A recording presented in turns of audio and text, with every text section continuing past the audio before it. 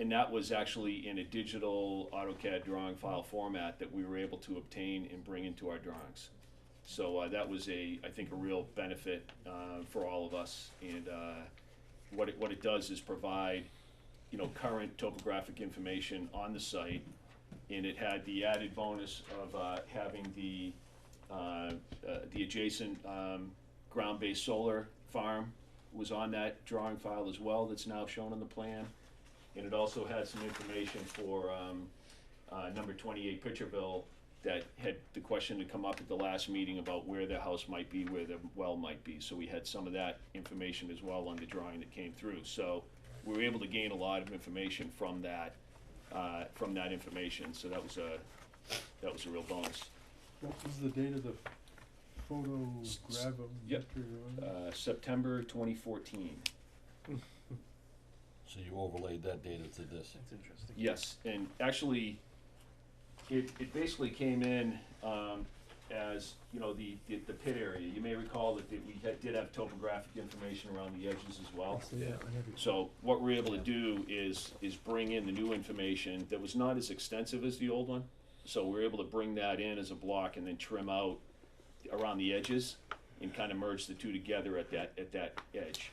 So it is,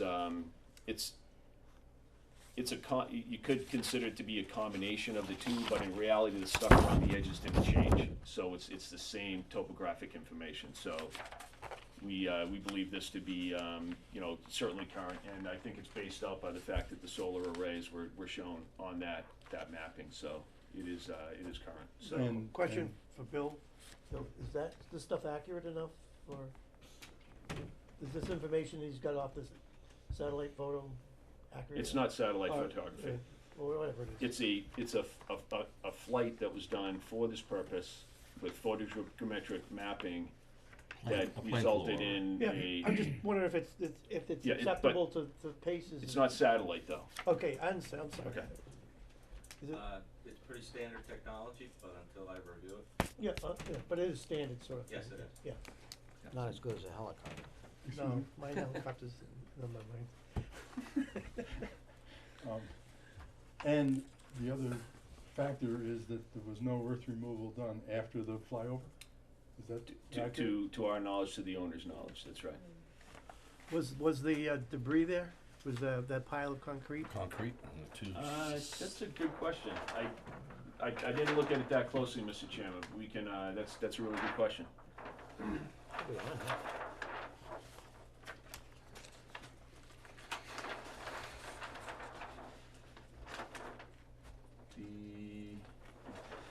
I do recall that there was a pile back in here. This is the northeast corner of the property. And I recall there was a large pile in this area right here and then some down in here. That's page 3? That is on page 3, right.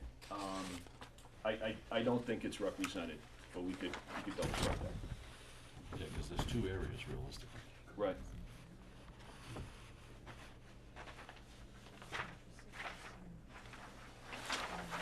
That stuff wasn't there in 2015. That's recent. So, before we forget, the well in-house for 28 Pitcherville is about 800 feet, 450 to 800 feet away from the property.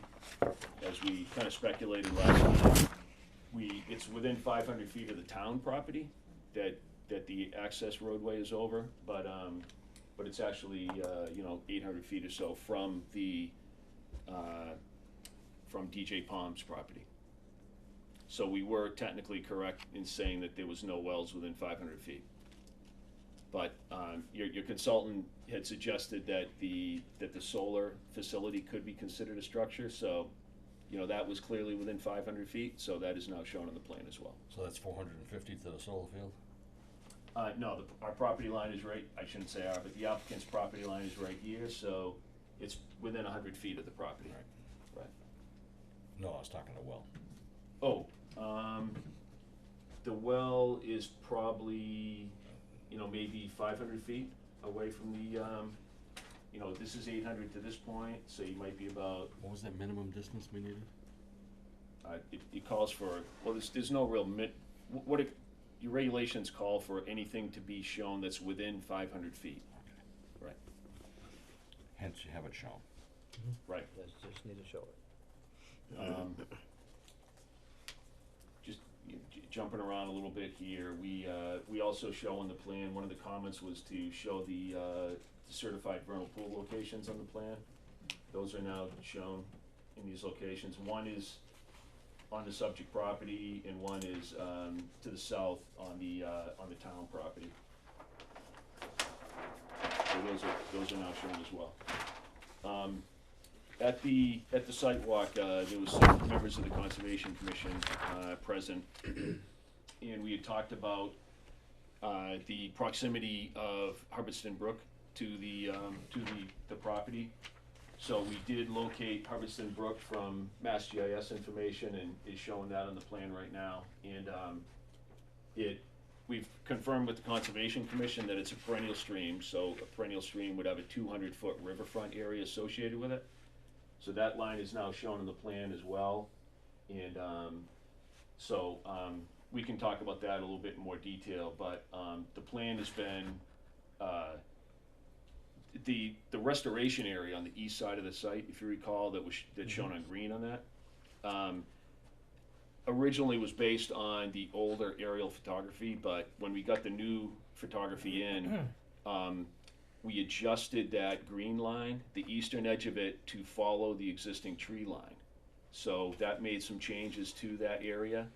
And we also looked at what was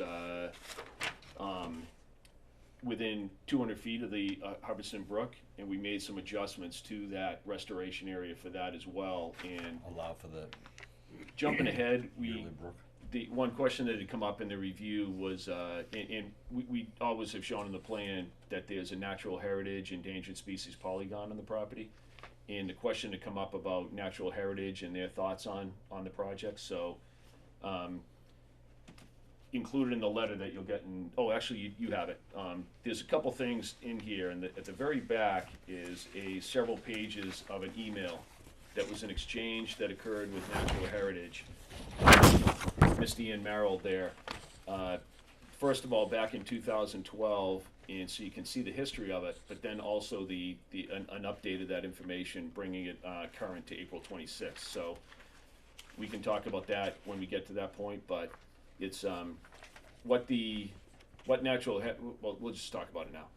The Natural Heritage, as indicated in the email exchange, took the same position on this that they did in 2012.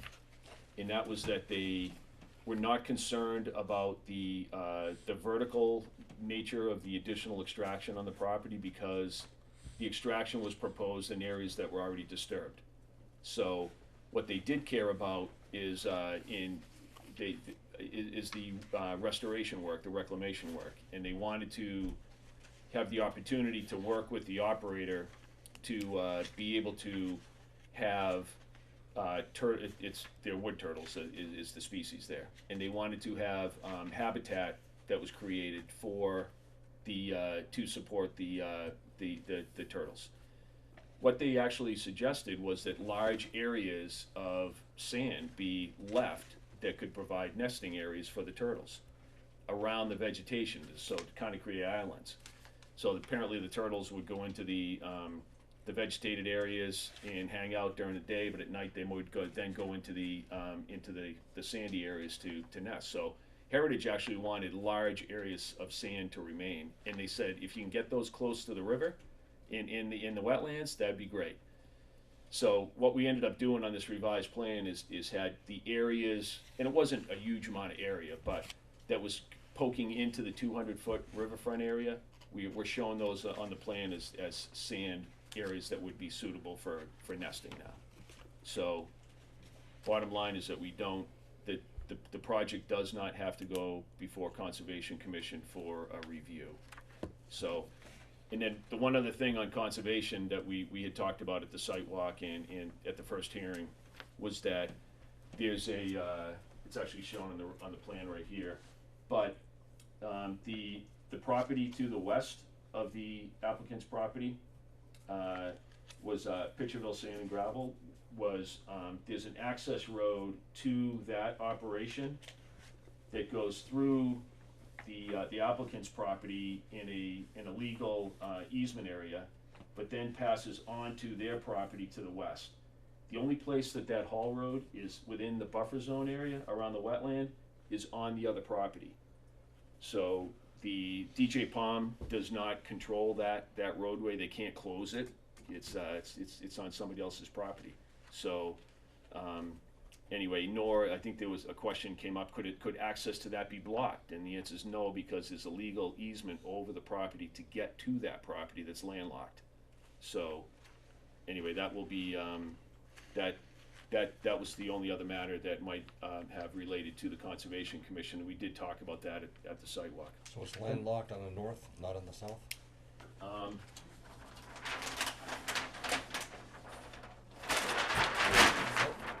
So, that, 68 is where? well, Pitcherville Road is right here, Right. and, their property is in here. So you 68 gain feet. access across, No, I'm thinking about a second egress because. No, there is none. the, Doesn't the next map show, or next drawing? well, Shows the road. we, There is the no large property. scale plans, we don't go all the way down to Pitcherville. So, but So- that property is, you may recall on our site walk that there was, the large slope areas were right around here. So that was the, Pitcherville Sand and Gravel's property, as well as the property to the west of that strip. So the only access to that property is over the town property, and then crossing the, Marinelli and Proul property into the property to the west. Mark, on the 200-foot restriction, conservation put the 200 feet on there? Well, What is it's that? not a restriction, it's a resource area called the riverfront. And what can be done? A limited amount of activity. This is in what's called the outer riparian area, which is the outer 100 feet. Mhm. So, if this was new construction, you could do up to 10% disturbance of your land area that's in the riverfront. You can do up to 10% of it, subject to review of the Conservation Commission and an alternatives analysis. So this work predated the Riverfront Act, so it's basically a grandfathered activity, so. And how much extraction was done in that riverfront section before this? Not much. I can actually show you. The riverfront area is right here, and it was a little bit clipping right here, a little bit right here. And if you go to follow that along to the back of the property, there was a little bit right here. So, and a little bit right there. And would there be any restrictions for reclamation in those sections? No, it could go to the Conservation Commission for review, Okay. for sure. They would absolutely support it, Mhm. but then we've got interests of natural heritage and the interests of the Right. Conservation Commission and Okay. Heritage just wants to kind of be involved, to work with everybody and, work with the operator, work with the town to make sure that the turtle, stuff is, habitat's taken care of. All right, we don't have a problem with working with natural heritage either, whatever they want, it's fine with us. Yeah, that's- Right. So And- they're happy with this number, the way it looks, the percentage of what's gone into that area, the heritage area. That is Heritage. Yes, what Heritage, they realize that it's a disturbed area, and what they're interested in now is, getting it, restored to the extent they can. And they also recognize that the areas that are gonna be extracted, if permitted, would be also reclaimed eventually, Yeah. at the appropriate time, So they would rather have it done as the reclamation's yeah, done. because it's creating vegetated areas for the turtles, as well as, ideally some nesting area. Yeah, so- Where did the Conservation Commission get that the Hubbardson Brook is a perennial stream? Well, it's, the first step is you look at USGS mapping, and if it's a solid blue line, it's presumed to be perennial. And the presumption has to then be overcome by looking at, you know, is it, could you document it, a certain number of days that it was dry, that was not in a drought period, et cetera, so it's, What's perennial mean? it flows year round. Yeah. So, Versus vertical. versus intermittent. Yep. So, yep. And, which you'd see it when you have maybe, you know, stormwater flows or groundwater flow or, Tomorrow's rain. right. So, anyway, but it did show up on the USGS data layer on MassGIS, and then we double checked it with the town, and the town said that the presumption is that it's perennial. Okay. So we established the 200 foot on it. Mhm. There are some places in urban areas that a perennial stream, that riverfront can get reduced down to 25 feet, I think it is, but this is not the case here. Mhm. Obviously, it's a rural area, as you Yeah. mentioned in your survey, so, anyway. So, but, much less than the 10% that in theory could be disturbed within the riverfront area on this property it's much less than 10%. It's just a small amount of area that actually went into that area. That again was done prior to the Riverfront Act even coming into play, so. Alright. So, why don't maybe we could, just start chipping away, a little bit at the, Punch list? at the letter. So first one was regarding the traffic study and the desired waiver. We are still seeking that waiver. That's addressed in a couple places. The waiver was granted back in 2012 for the project, and so we think it's reasonable. Nothing really has changed since then. So we would ask that the waiver still be considered, and the waiver is simply to not have a detailed traffic study be performed, you know, on the, for, say, Pitcherville Road, so. Why wouldn't you wanna do one? I mean, there's obviously a lot of people here. With all due respect, what's the traffic study gonna show other than the number of truck trips that would be anticipated? It's, That's the, Well, let me just qualify this though.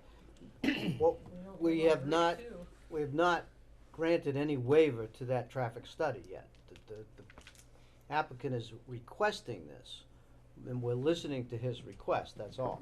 But, we need to know the reasons, and, you know, that's basically what we're doing right now. Back in 2012, the basis for that was that the number of truck trips that would be anticipated from this project were less than the number of truck trips that were on Pitcherville Road when all the various extraction operations were going on this in the area, including Pitcherville Sand and Gravel to the west and others. And so of course there would be more trucks on Pitcherville Road than exist today because there are no active sand and gravel operations in this project area. So, but I think what you have to look back to is what this pit has operated since the 60s. It operated as recently as 2013-ish. So there have been historically truck trips on this roadway accessing sand and gravel operations on Pitcherville Road. And so that historic usage that's been going on for 50 years is going to continue, and at a lesser trip rate than historically what occurred on the roadway. What percentage do you figure? I- 10%? I don't know those numbers. Before? Yeah, I'd have to honestly go back and look at some of the data that was provided in 2012. So do you have data on historically how many trips were there?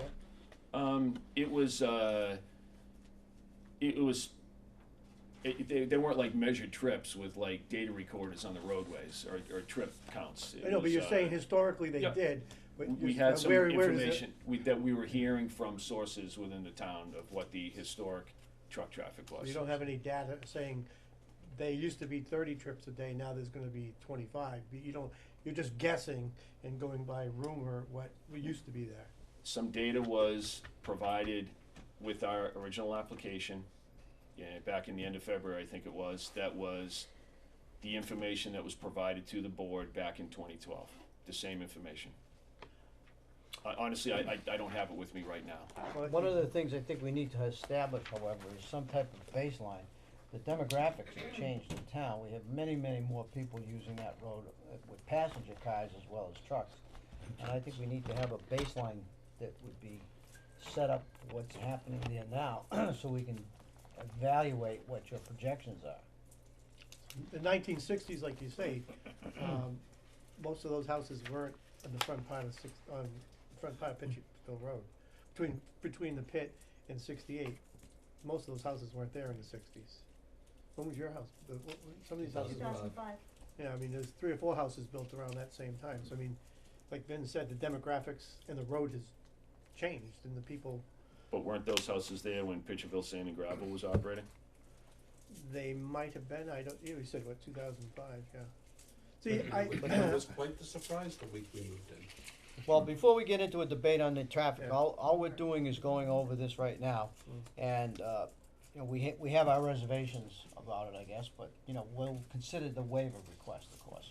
So why don't we move on, it's getting a little bit later than I want it to be for this hearing, so. What we are talking about in the letter is that we would anticipate somewhere between 25 and 75 trucks a day. So that would be an average. 3.6 minutes. That's ridiculous. Hold it, folks, wait, we get to the statement part later, you know. It sure will. Okay. You said 20 to 75? 25 to 75. Big There- difference. Are they the full ones or the full ones plus the empty ones? Tom, let's not go into this right now. 75 All right, he trucks. said This that. is just a review of this letter that we need to get through Truck before would we have can to come take in any and other then leave. comments. All right, regarding property line monumentation, there's, as mentioned last time, there's 3 monuments around the perimeter of the property. And so what we've provided a proposal to the applicant to monument the perimeter, and as desired in the regulations, and the applicant is considering that and is willing to monument the property corners as a condition of approval. Where are you on this? I'm not following you right yet. What page are you on now? Page top, 2, very top one. right on the top. Okay, great. So I thought you were, but. All right, the next one is regarding the solar facility and the house and well at 28 Pitcherville Road. We addressed that. There was some talk about phase 7, a comment that phase 7 exceeded 3 acres. Right.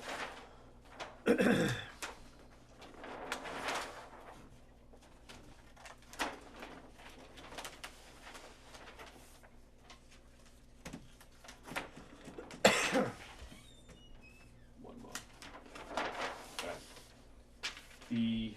These plans aren't in color, yours are, but this one isn't.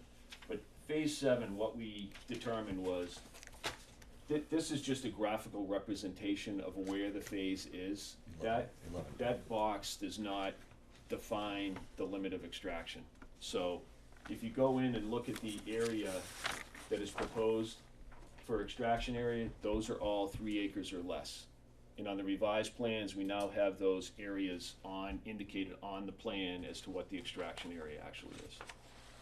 That box is not the same as the limits of extraction.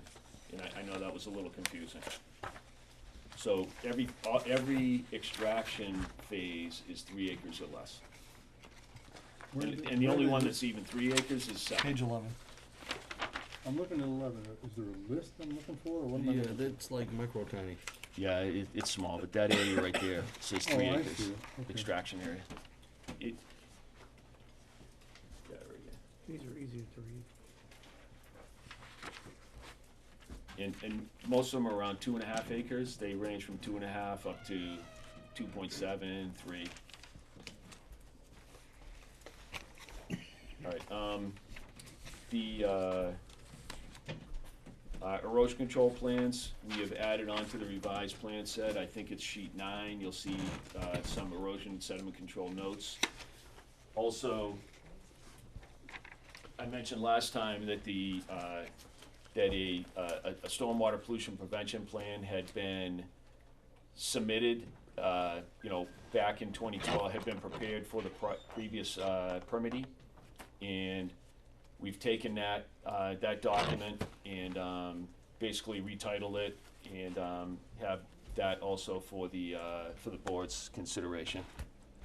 So I could provide one copy to your consultant as well. Excuse me.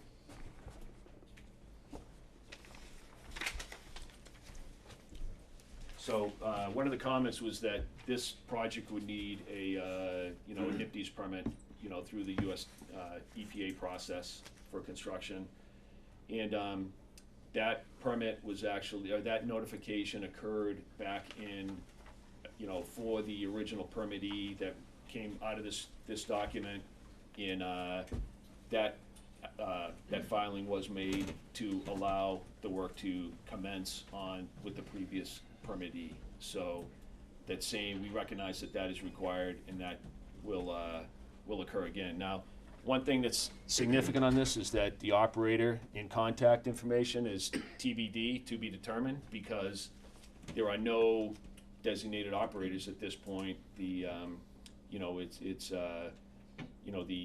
applicant basically needs to get the permit and then go in that direction. So right now, this is in draft form because it can't be finalized because we don't have the operator and what the contact information for the operator is. We don't have dates for start and completion of the work because those haven't been established yet either.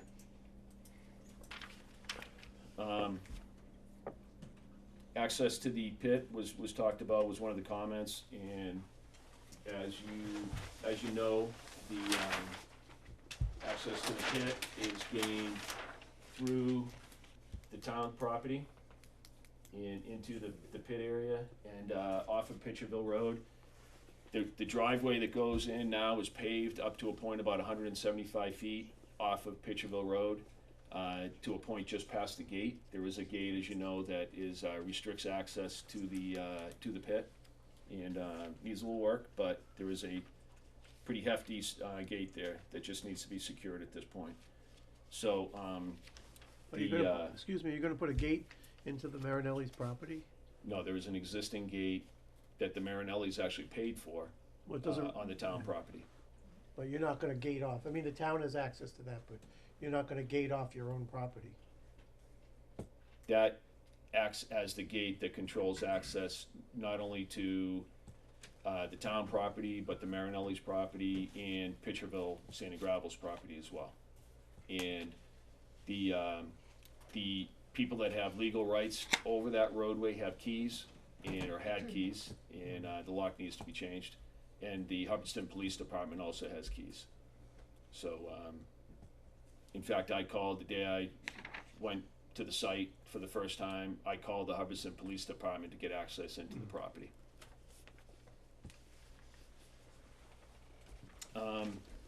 A question had come up about legal rights to that property, to cross the town property, and that was resolved back in 2012 as part of the permit at that time.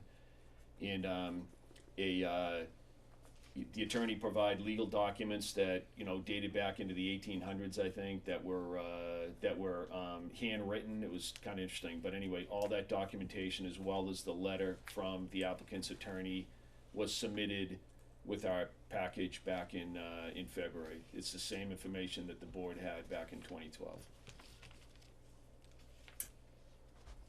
And the legal status, didn't, your consultant, talked about overburden of historic rights and recommending the town council be involved, and we believe that all that got sorted out and reviewed back in 2012 for the permit at that time, so we don't really, we respectfully see why that, would have to be done at this time. What about access to Hubbardson State Forest? It's The- public access. The plan, I can't speak to any legal right-of-ways over the property, but, over the Marinelli's property, but as far as that goes, but the plan back in 2012, and the plan continues to show a roadway that would run through the pit area to the north to gain access to the town forest property. So the general public has access through those pits, not with a car, but, I mean, anyone wanna walk their dog Well, can walk. I those. can't speak to that. What I can speak to is, in the question had come up about the ability to have emergency vehicles access. I know, but that's not what my question is. My question is, I'm not an attorney, I I can't think that's speak why to we the. wanted, that's why we wanted to have the town I- attorney to address that. I don't believe so. Respectfully, it was, we recommend that town council review the deed, the proposed use and associated rights to ensure that hauling of gravel is not an overburden of the historic rights. So it was not about questioning the ability for the public to access. Okay.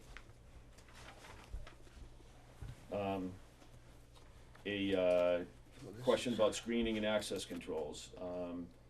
The access control we just talked about, but material screening, sorting, washing operations, stockpile activities would all be in the operational area of the pit. And, that's a record conditions plan, That's a good thing. which would be in this area right here, which, you may recall, this is the solar farm. This is where the day of the site walk, we parked up in here, this is the existing pond. And, the sedimentation basin is right here, and, this is where, various,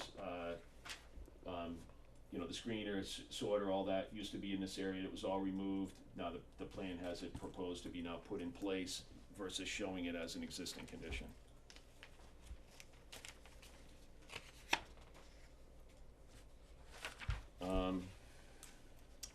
The applicant, talking about that road through the site for emergency vehicles, the applicant agrees to providing appropriate directional signage on the pit, along that road as a condition of approval.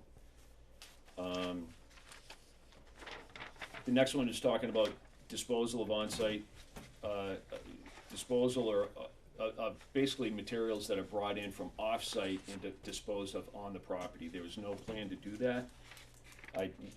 We talked last time that the applicant needs to reserve the right to bring soil materials onto the property to blend with other materials that are extracted from this property, and then those blended materials would be hauled back off-site. There's no plan to do any, disposal or burial of any materials that are brought from off-property onto the project site. That's not part of the plan. Other than the RMI material, obviously, but that's, that would be the material that's used for the reclamation. That obviously is an on-site material that would be brought in and placed on the property, blended and placed on the property for reclamation. So when you're talking about material that comes onto the site, is processed and is hauled off the site, you're not talking about the RMI material? No, you're right. That's correct. RMI material would be brought onto the property, blended And retained? on the and property. retained on site. Yes, So this is something different? yes, yes. What is it that you had in mind doing there? Just so Some, that, some of the potential operators make soil materials that are used, for various applications that they have to blend with sand and gravel. And so those materials would be brought they're all soil materials, they'd be brought onto the property, blended, on the property, and then hauled off-site. So there are multiple uses that are used often. There was a company, Reed Custom Soils, I know, that does stuff for athletic fields and things like that, those types of materials that have to be blended. you know, there's multiple different things you could use. It's really, somebody comes up with a specification for what they want for a soil material for their special need. And one thing might be, like a plant mix that's used for bioretention areas, for example. You could use, we've talked to some companies about that. You bring soil materials on the property, you blend it and mix it to their specification, and then it's hauled back to that user, as a different material than it started out as. So you're gonna have some more trucking coming in. That's part of the projection. That's part of it. Yes, absolutely. So you should keep in mind that although this permit is for extraction of gravel, that type of business is not zoned, this area is not zoned for that type of business. So you'll have to address that sooner or later as well. Well, it's not technically a business, but it's, I mean, obviously that would need to be dealt with, you know, appropriately, but it's it's part of the operation. What do you mean it's not a business? It's not part of Well, the soil business isn't extraction. necessarily conducted at this site, just the blending operation.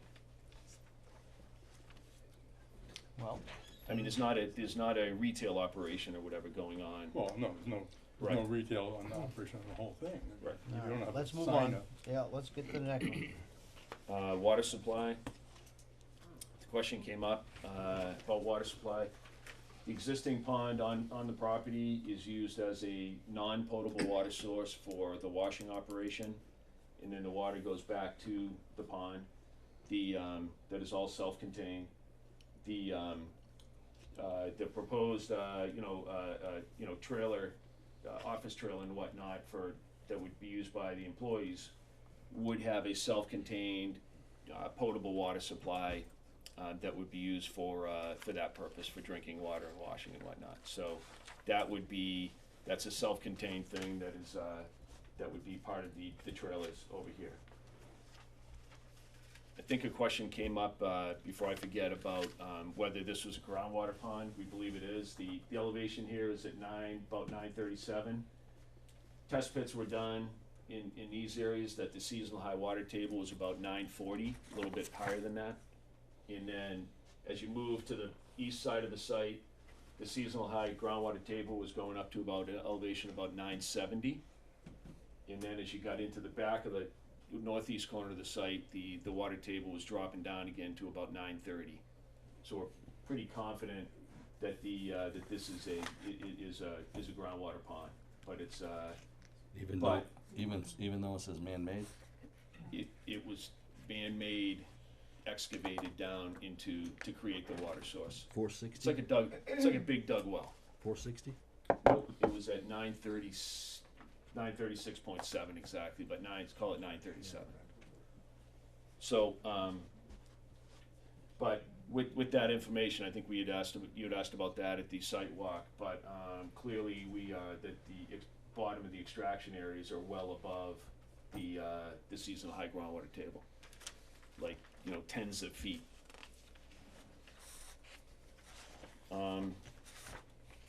Dust control is part of there's some notes on the plan about dust control.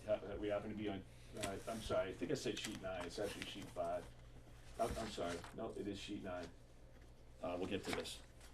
Also, there's information regarding dust control and sediment control in the draft SWIP. The restoration plan, the comment originally from your consultant was that the RMI plan needed to be updated. That plan was in fact updated. We provided that to the board last time. And at the time though, the board had several questions at the last hearing. Your consultant still had some questions, and I think some more questions came up at the site walk. So RMI has responded. They couldn't be here tonight, but they responded to the various questions as we understood them. I think they even listened to the audio from the last hearing to get them all. But attached to the back of our comment letter is a letter dated May 2nd from RMI that goes through all the various questions that we're aware of that the board had for RMI. A couple significant ones were if the RMI material, could be, met the town of Hubbardston's, general bylaw regarding importation of materials, and it does comply with that bylaw to their, best of their knowledge. A question came up about, I'm just gonna hit a few of them, I know you're short for time.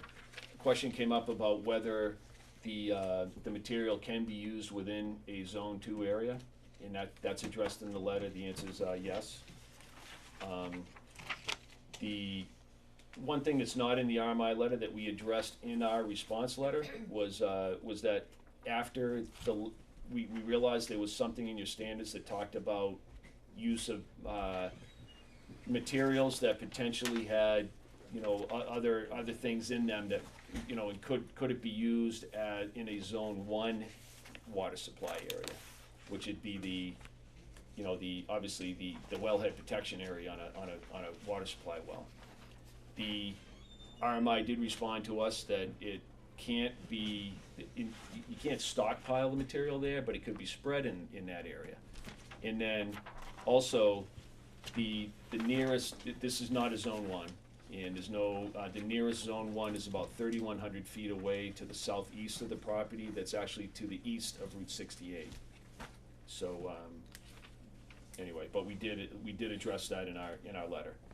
A question had come up also with RMI about, the thickness of the material, and, it's put down in 9-inch lifts, as we had talked about, but then the question had come up about compaction, and they said that after compaction, it would reduce down to about 6 inches thick, because it's a fairly dense material already because of the sand content in it.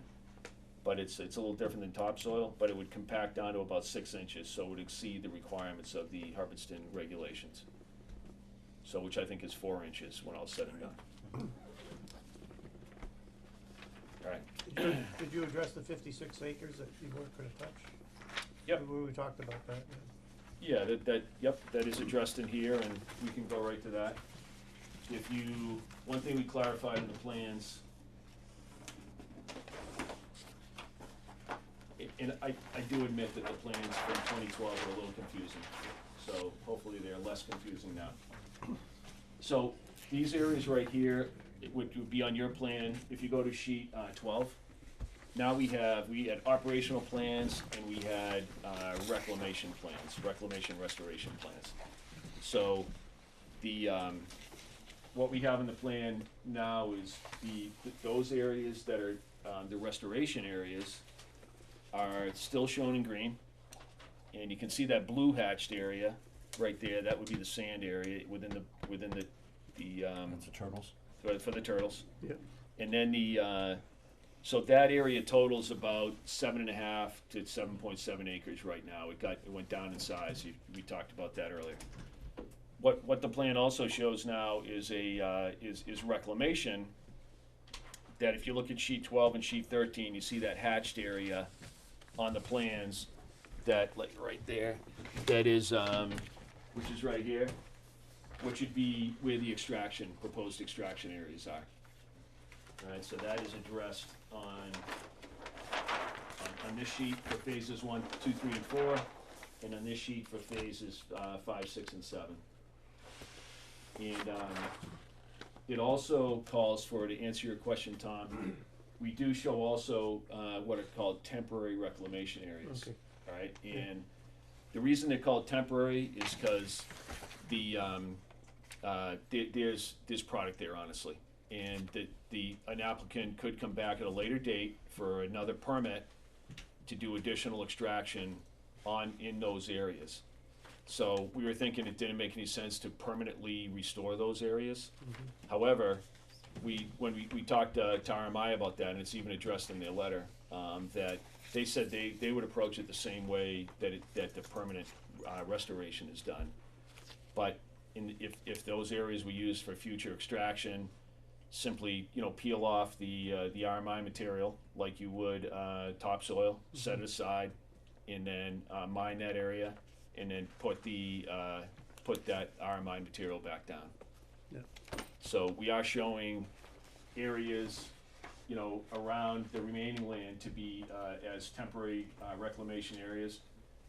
It's important to note, we're not showing that in the operational area, cause, that's where active, stockpiling, washing, sorting, screening, blending, all that stuff is occurring, so that would stay. But everything is kind of self-contained, where it's got basically earth berms all the way around it, so all the runoff from the property is pretty much contained to the site. Alright, we talked about the 200-foot riverfront, we've talked a lot about restoration, the natural heritage we talked about,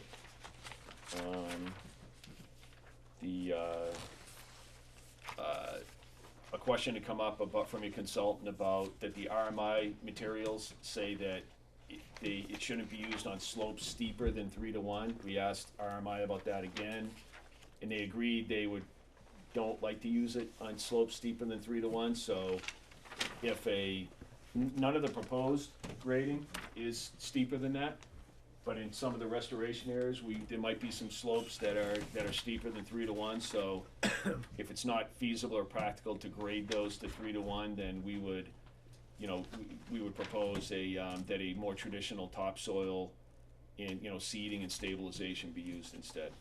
Yeah, but you're required to do it to the Yep. 3-to-1. Because you think it's not feasible, it means you think it's too expensive. Your regulations say that slopes could be as steep as 2-to-1. No, I don't think so. We can, We could talk about Yeah. it. Point out the paragraph, and then it'll help us find it. Well, we can do that later, though. Yeah, we'll do that No, later. I don't mean Yeah. now, I Yeah, meant yeah. as a submittal. regarding natural heritage, again, I think the question came out from your consultant about whether work is allowed within a sensitive area, and the question had come up about if the natural heritage habitat area is a sensitive area, so, and I think your consultant suggested the town council review that, but again, the natural heritage polygon was there back in 2012, it was reviewed by the planning board, a permit was issued, we had feedback from natural heritage, is the same as it is today, so we're not sure why the board at this point, would have to go back and talk to town council about that. It appears to have been addressed back in 2012. Now, we're on page 9 at this point, approaching the bottom. The surety or bonding, that your applicant, your consultant pointed out that no bond amount had been, proposed or submitted. The applicant is willing to, applicant operator is willing to post an appropriate bond as a condition of approval. Drainage calculations, with the updated topographic information, we took a look at it, and the overall watersheds really haven't changed from what they were originally when the calculations were done, so we believe that a whole new set of drainage calculations to reflect the new topo is not really necessary, because again, all of the water is retained on site. Certified vernal pools, there's actually 2 of them, and if I could go back to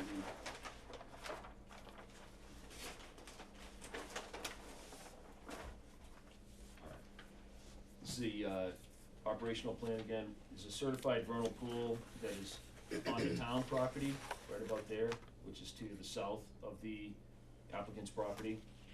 And another one was located right here. Now, there's a couple more to the east, but those were obtained from Mass GIS information and were plotted onto the plan. So it, the one that's on the town property, there's no work proposed within, over 100 feet from there. So we don't believe that one would be affected. There are, by the way, on the operational plans, as far as erosion control goes, there's discussion about putting erosion control barriers at the toe of the slope of reclaimed areas. But also, we are now showing on the plans additional erosion control barriers, limit of works lines on appropriate spots or at each phase. So anyway, but again, all the work is down slope of that vernal pool area on the town property, so there'd be no impact there. And interestingly, the one that's on the subject property plots out on a location that's a disturbed area that was, actually close to where we parked that day. We would've driven right by it, and so it would appear that certified pool is either not there or it doesn't exist anymore. So, anyway, it's, Zone 2, water supply area. There's a note about the site being in Zone 2 was now added to the drawing. And we did talk about, RMI material relative to that. And, a question had come up, I think this is the last one for me, about the potential for a MEPA review of the project. And because the area of reclamation was going to exceed 25 acres was the concern. So I spoke to Rick Boré at MEPA, and he said that first of all, you need a state permit or action as well as a threshold cross. That's called a threshold. So you would need, in theory, 25 acres of land disturbance and a state permit or action in that same category. So let's say hypothetically, we're disturbing 25 acres of area within the Natural Heritage Priority Habitat area, and then a state permit or action was required where Natural Heritage determined hypothetically that there was a taking of the endangered species habitat requiring a conservation management plan. So now you got a disturbed area and a state permit or action in the same category. So that would warrant a MEPA review. But in this case, Natural Heritage has said that they would like to review this project at the appropriate time, but that review does not mean that they're going to declare it to be a take or a conservation management plan requirement. So we don't have any state permit or action associated with this project. And secondly, MEPA said that the land that we're restoring already is disturbed. So that is not classified as a direct alteration of property. It's already altered. So putting it, revegetating it is naturalizing it. So that would not be a direct alteration, would not trigger a MEPA review, even if you had a state permit or action in that category. So It's a reclamation. yeah. So now, just good information for the board, that if they came back and disturbed that area again, where you took all that 25 acres of vegetation out again, then that would then be considered an alteration down the road, okay? Which makes sense. Which makes sense. Right. So we, after talking with MEPA, there's no MEPA review required. So that's our response letter. Thanks for bearing with me. Well, it was very complete, thank you. We'll obviously have to review it. Absolutely. I have a couple of questions, however, or one anyway. You refer on a couple of occasions to the applicant operator. We know the applicants, but the question of operator is unanswered. What are you talking about there? The permit is being issued to the applicant, who's DJ Palm Nominee Trust. And they will be the operator?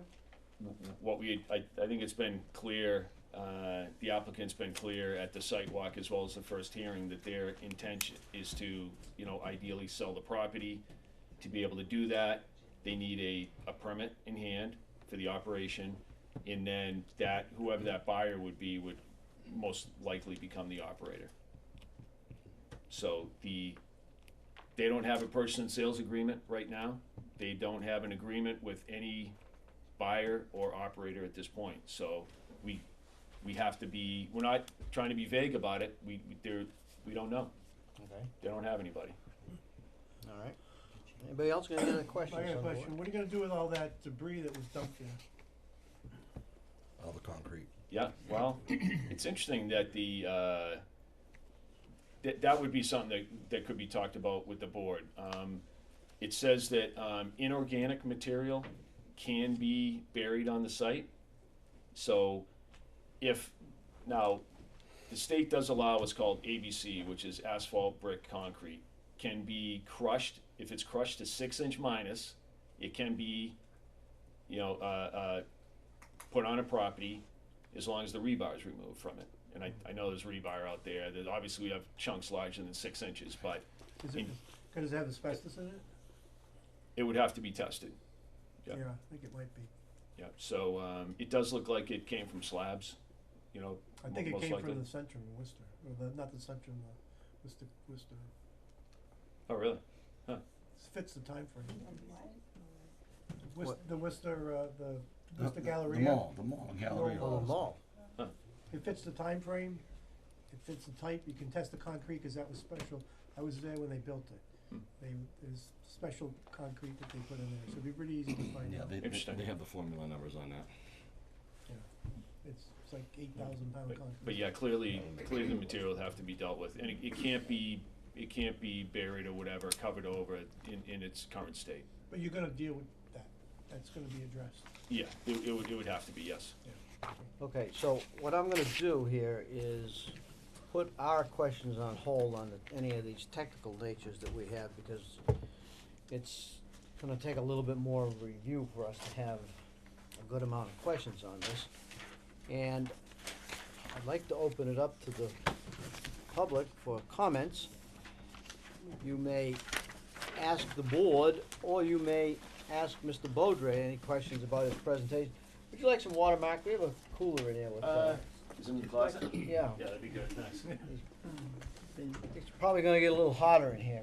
Can we leave that, Norman, leave that door open a little bit? Thank you. Oh, you got it, he's got it.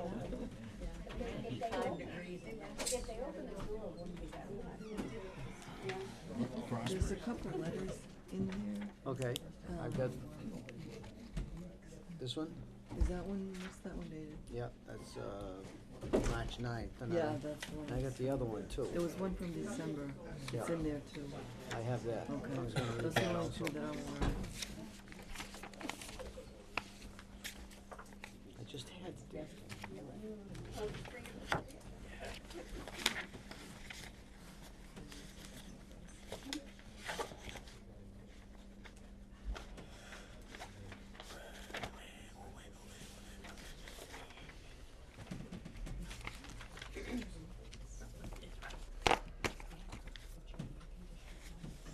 Now, we will have copies of this letter from Meridian. If anybody would like it, we'll have it available. Not this evening, of course, but either the town clerk or Janet, our clerk, will have them, so you can review that as well. All right. Should we wait for Mr. Bracco to get back? Yeah, where did he go? I think he's, Mission. What's the mission? visiting John. Oh, Or that other Tom, Yeah, Tom's crapper. by the way, anybody else who would like some water, you're certainly welcome to it. We're paying for Wanna it. grab one of your chairs? Oh, yeah, sure.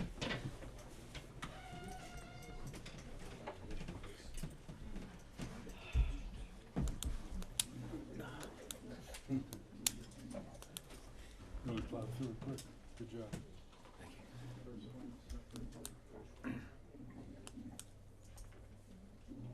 There he is. Are we waiting for me? Yep. Oh, sorry. Alrighty then. Nature calls. We will, field any questions you'd like to make, but we also encourage you to make comments as well. Questions are great, gives us information, but, we're also sensitive to what you feel about the issues as well, so don't hesitate if you'd like to make a comment. Anybody like to start? Oh, there's one in the corner over here. A couple things from the last meeting. One with regard to the state forest, the question was raised about access to and from the state forest from Pitcherville. Can you identify yourself? Mark Dimick.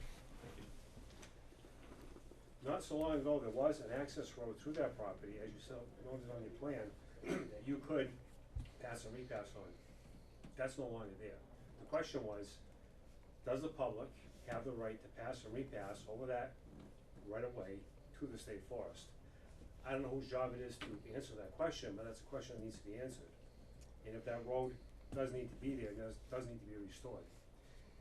Another thing I find quite disturbing is this is our second meeting, and this project doubled in size. What's gonna happen next month? We've gone from 20 truck- we've How gone did it from double 20 in size? We've gone from 20 truck trips a day, which was noted in the last report, now we're at 75. That's triple. We were talking 40, I believe, last time, so, Oh, we're almost double. yeah. But the project has not doubled in size. Well, when you have twice as many trucks, Then you're getting double it done your in half the project. time. Another thing that's of concern to me is blended material. There was no mention of that at the last meeting. And if someone's bringing in a product, someone's mixing a product, someone's selling a product, someone's receiving income from this product, and you don't consider it a business, would you consider it a hobby or a pastime? That's all I have for comments. Thank you, Mark. Yes, My sir. concern is what Would we're you bringing. please identify yourself? I'm sorry. Thank you. David Prime, I live on Pitcherville Road. Yep. And I'm really concerned of what we bring into our town and how we verify it's not contaminated and how we control it. We've already had one sand pit up there screwed up, if you recall, about 3 years ago. Right across from my house, they brought in all this actually building material all chopped up from ripping down from, I don't know, Boston or somewhere, I don't know where it came from. They took some of it out, but there's still a lot of it there. So, I mean, they're gonna start bringing things into our town. I wanna know they're safe, not contaminated, how we control it, how they're checked, and who's monitoring that. I mean, that's big. I got an artesian well that can be, ruined just like anybody else. Thank you. Well, it's a very big concern of the board as well. Laura Foley, 12 Pitcherville Road. Something that caught my ear when you were reviewing the letter was the overburden of historic rights that had to be brought up with the town council. And I understand that this land is zoned agricultural and residential, but that the property has been grandfathered because it has been in operation before that zoning was made. My question is, do grandfather privileges ever expire? Do they remain with the property, or do they transfer from owner to owner, or to whom is this privilege extended? That's a big question I have. Well, under zoning, there is the privilege of grandfathering, using continuing a use that may have been eliminated under a zoning. Under the gravel bylaw that we have now, it falls under the general bylaw. And therefore, that's why all the pit operators in town have to reapply. Then none of their permits have been grandfathered. So the whole process begins anew under the general bylaws. There was a court case and a review by the town council, I think it was in 2000, that addressed that, and the town council said there is such a thing as grandfathering, but any new gravel operations after that period of time had to be resubmitted. And quite honestly, it's with town council again now, for people that didn't have permits. So we're waiting on town council to give us another letter. But all that was regarding the Rieta property. So all that information was sent to town council, and it was very similar to this. It was more about restoration of reclamation. So. I have another issue I'd like to bring up. It's concerning to me, very concerning to me, that it isn't seen as necessary to conduct a traffic study of the neighborhood. As the board has pointed out, the neighborhood has become more residential since the operations began.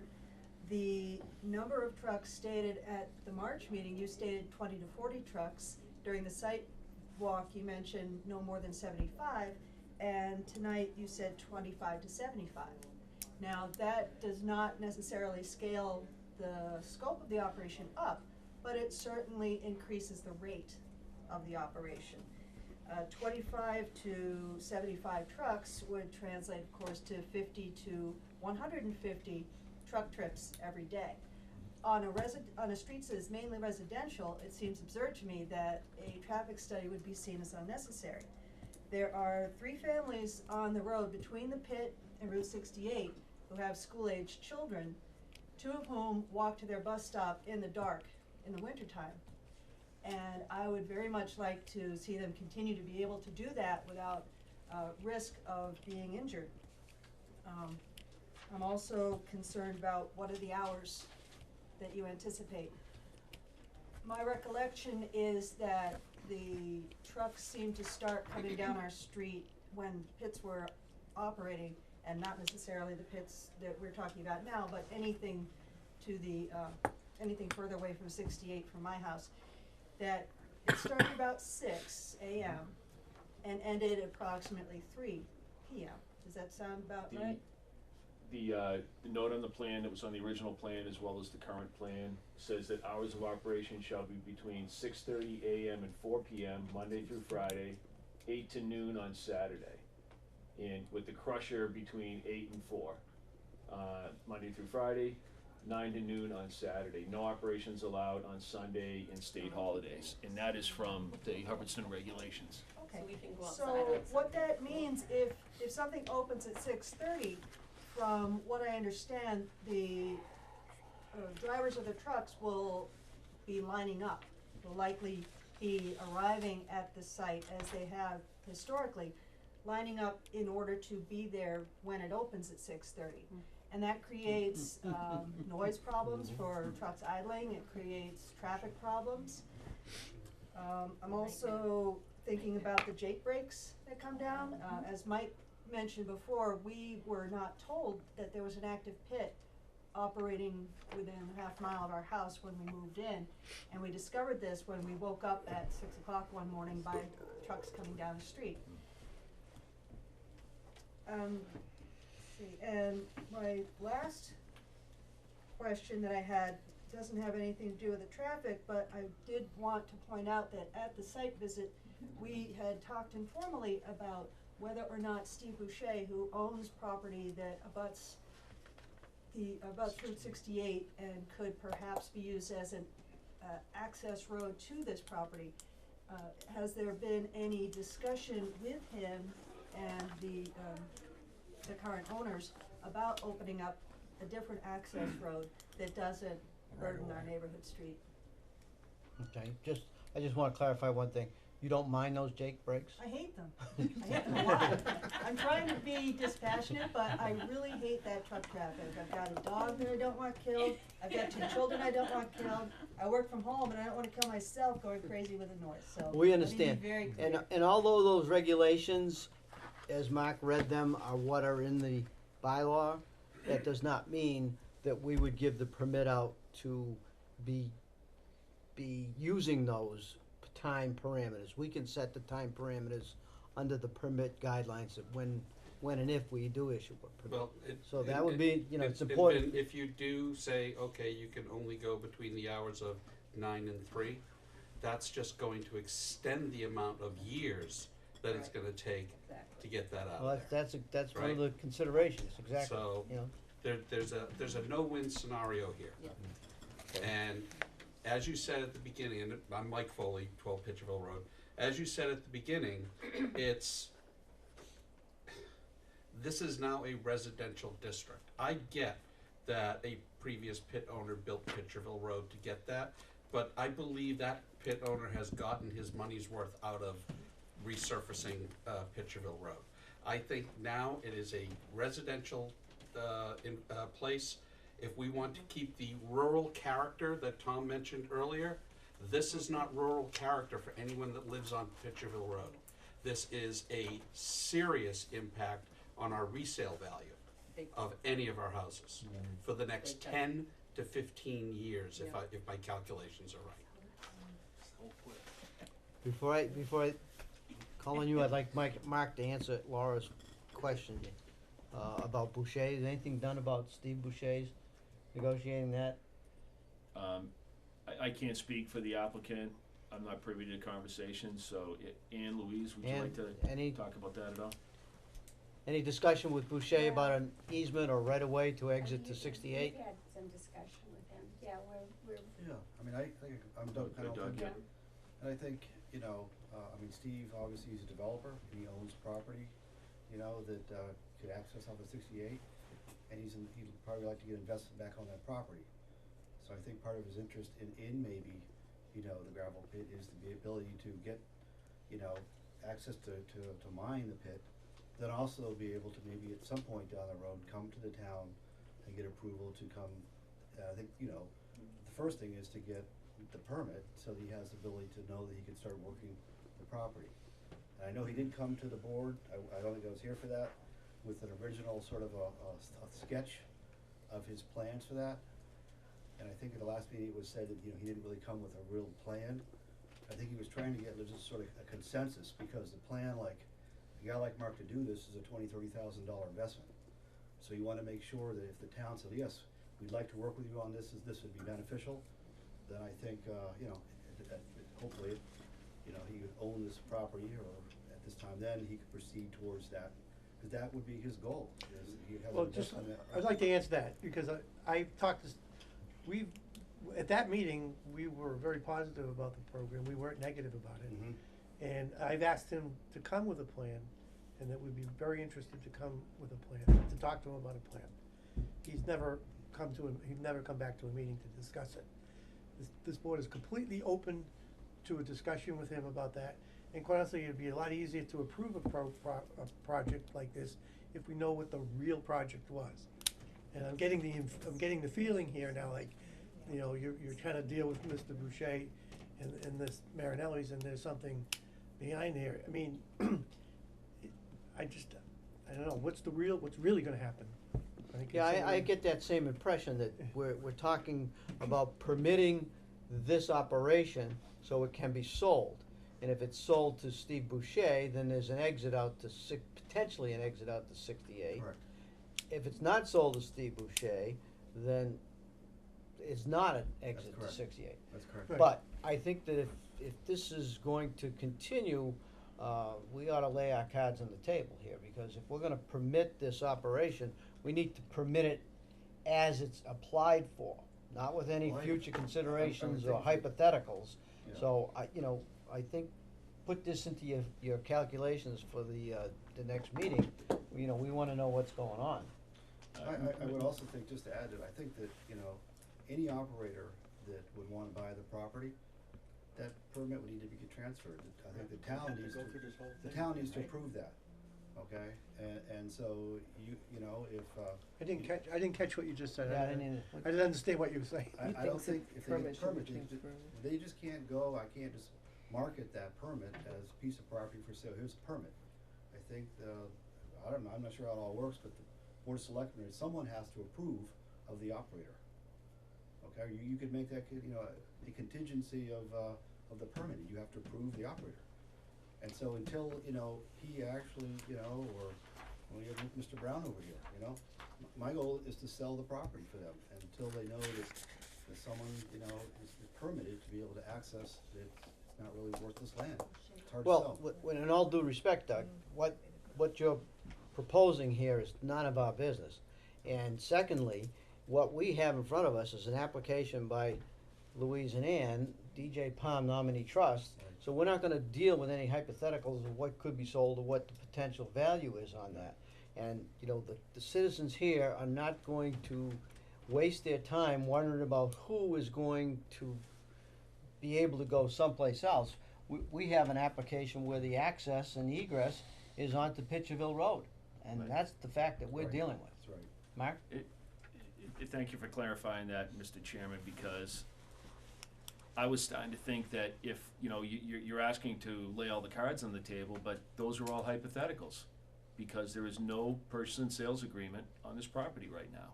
There is no identified operator on this property right now.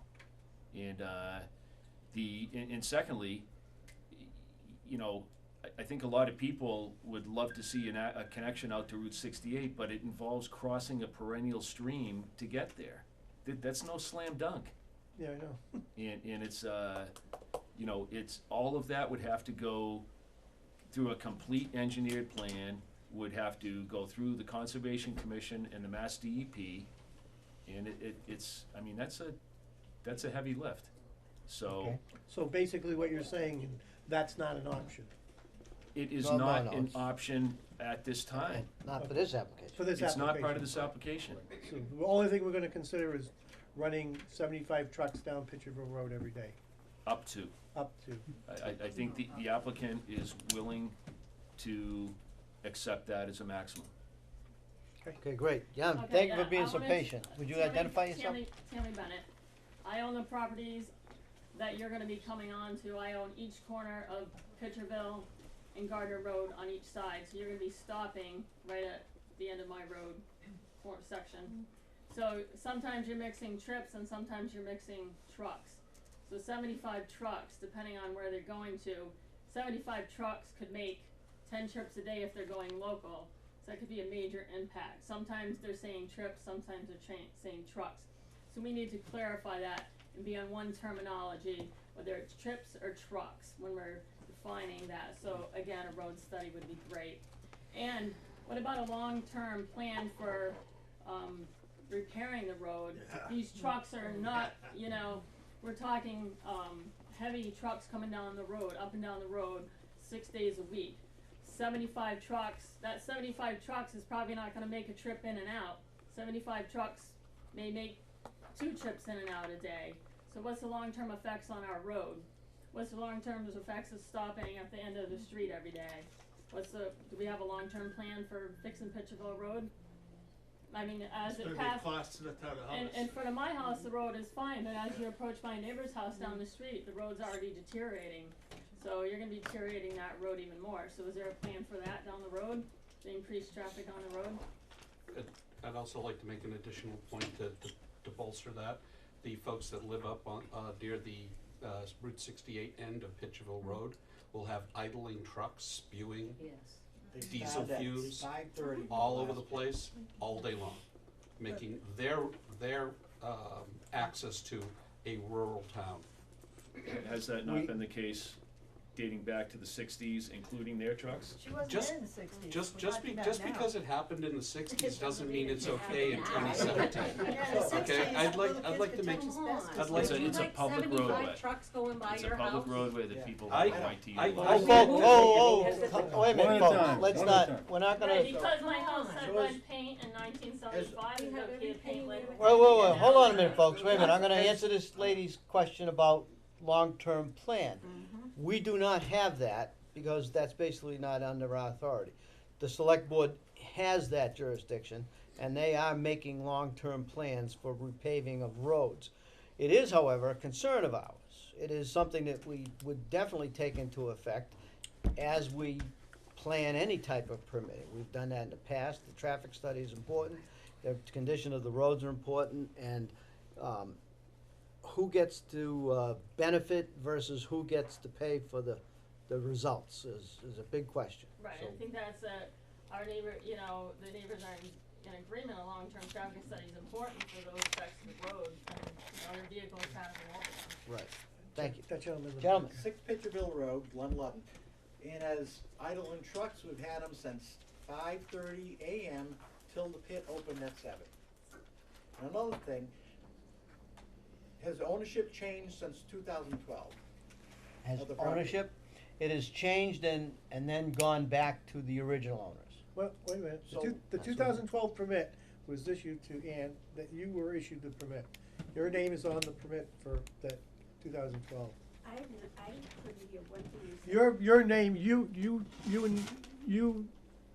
Pittsville Sand and Gravel, not Pittsville, I'm sorry. Thanks, Dave. DJ Palm was on the permit. You were the permit applicant in 2012. No. There was No, a it was different Howard. applicant. It was No, her Hubbardston name, their name is Sand on, as the owner. they were the owners. They were the owner at the time, but then the applicant was Hubbardston Sand Incorporated, Yeah, but you were still the owner. What happened was, who became the operator too. we applied in 2012, but we never finished because we sold the property in 2012. And, Hubbardston Sand and Gravel bought it, and they were the applicant. Okay, But we never got a permit, right, okay. because And before. none of us were on the board at that time So either, the question so is, why are we using 2012, it's 2017?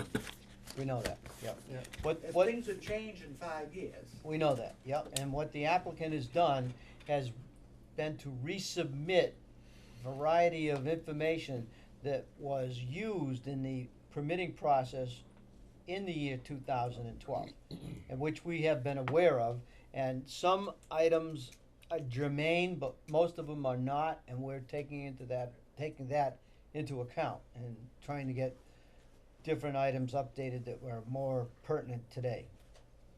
so another question, so now if the applicant sold the property, does the permit go with the property, or does it go with the owner of the property? So if they want to sell the property, wouldn't we have to go through this all over again? Or, I would say that we have not encountered that proposition. However, we're a new owner willing to come in and take the permit if it was granted, under the same terms and conditions, then it probably would be transferable. Should there be a difference of opinion, then yes, then they'd have to reapply. But isn't that the whole point of Mr. Pendleton's being here, because he's an agent trying to sell the property on behalf of Well, the owners? I don't know. And it's irrelevant to us. You know, what happens after this permit is given out is not our business at this point. We hope that, we know that it's gonna be issued to a person, and after that, a new owner would have to come in and So go through the whole process again. the question is, if the question, people are asking the question is whether or not Is a permit transferable? is That's it what we're asking. it's not Yes. typically transferable, it's like a liquor license, it's not transferable. But would they have to do all the engineering again and all the road studies and all that stuff? I would say no. It would So be, there's no guarantee you'll issue that to them. we don't, it's a question you can't answer because we don't know who the person is, so. The I- regulations, if I may, say that the permit is transferable, subject to review and approval of the planning board of a new operation plan for the new operator. Right. So the board does have the ability to review it and properly condition it. So if we did approve this, okay, and they'd sold it, that new owner would have to come in, and like Vin said, they would have to agree to all the conditions, like exactly the same. If anything at all changed, then they would have to redo everything. And then we would have to decide whether or not this person or company is someone we would approve. Yeah, I mean, technically, say an operator could come in, or a buyer, and not wanna do the phases the way it was on the permitted plan, so they would be, that would be a change that the board would have to review. Cause the permit's gonna refer to, with conditions, but to this particular plan set, or what the final version of this plan is, and all the documentation that was provided, subject to this review. So anything that changed with a new owner-operator, the board would have the ability to review. You know, to make sure that the public's protected. Is that clear? You understand? Yeah. Yes, sir, Glenn? The permit is to extract, do they need a permit to bring stuff in? Because we already heard that they wanna bring stuff in too. Well, Is it the we same need to permit, clarify or- that right. because stuff has to be brought in for a reclamation project. Material has to come in order to reclaim the 9 acres. No, that- but he's already Talk about said the that he's blended bringing stuff. stuff to That's mix in with the stuff they're That's pulling correct. out. And that's, There's not, that goes along with the question I asked about applicant operator and what the process is gonna be. And that type of operation may not be permitted under zoning. We'd have to have more information on it before we could answer it completely. Anybody else have any other questions? Hi. Hi, Deb Fettle on Pitcherville Road. I just wanted to reiterate, I think, what a lot of our neighbors are concerned with, and our major concern is the traffic, and we would hope that a traffic study would be done. In the past, the hours of operation, they've never stuck to the hours of operation. They've always started half an hour to an hour earlier every day and gone an hour later every day.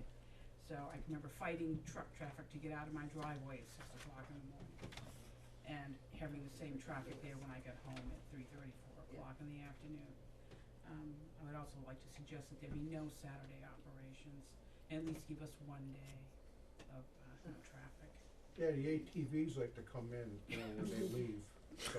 Yeah. The other Hey, you I'm concerned about, you know, the road conditions, the noise, the dust, and, the blending operation is a very high concern. And also the reclamation. I guess we're wondering why no reclamation has been done in the past 5 years. Wasn't that part of the permit for 2012 that reclamation be done? Yes, and the answer to that is sad. The gentleman who was permitted went out of business, filed bankruptcy, and Marinelli's had to repurchase the property, so it was never completed. Yeah, he was only there a year. Excuse me? He was only there about a year. About a year. He didn't even finish That was his a permit. long year. It Yeah. was very long. We year had with- just moved into our house. But that's the reason it And wasn't within a month reclaimed. or two, all of a sudden, all these Mack trucks, It was constant. we're like, Constant. But, you know, we've always been small. Well, you know, one of the issues, and in fact, one of the main issues that this planning board has is reclamation of gravel pits throughout the town of Hubbardston. And that's a very important item on any agenda that when we talk about gravel pits. And that's what, It's- you know, what we think, I mean, they've been in operation since the 60s or whatever, and how much reclamation has been done up to this point? Mhm. No. It's just, None. yeah. But being they have to reapply for their permits under the new town law, bylaws? It was under that before though. Yeah, we but said they were it going actually to brings do it it, more in For focus. one reason or another, nobody ever gets around to doing it. Well, so. that's why we use that, we look at that, I'm sorry, as a priority. Absolutely. And we appreciate that. Yeah, well, thank you. Write that down.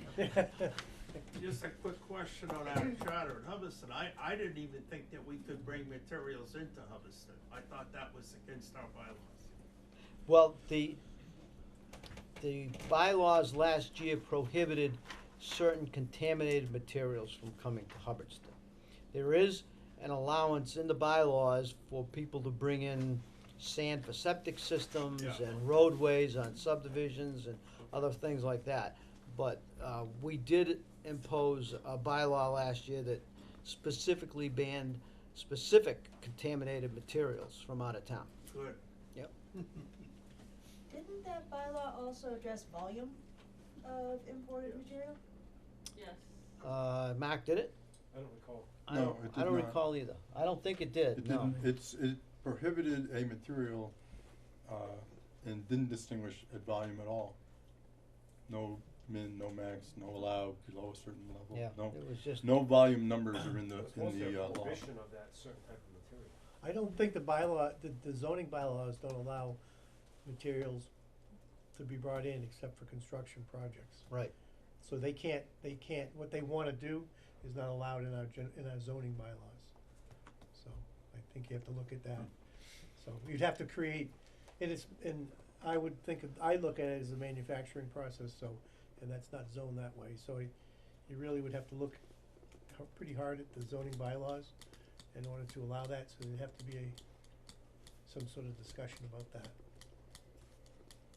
Anybody else have any other questions, comments? Just one final one, I know it's belaboring the point, but I'm gonna say it anyway.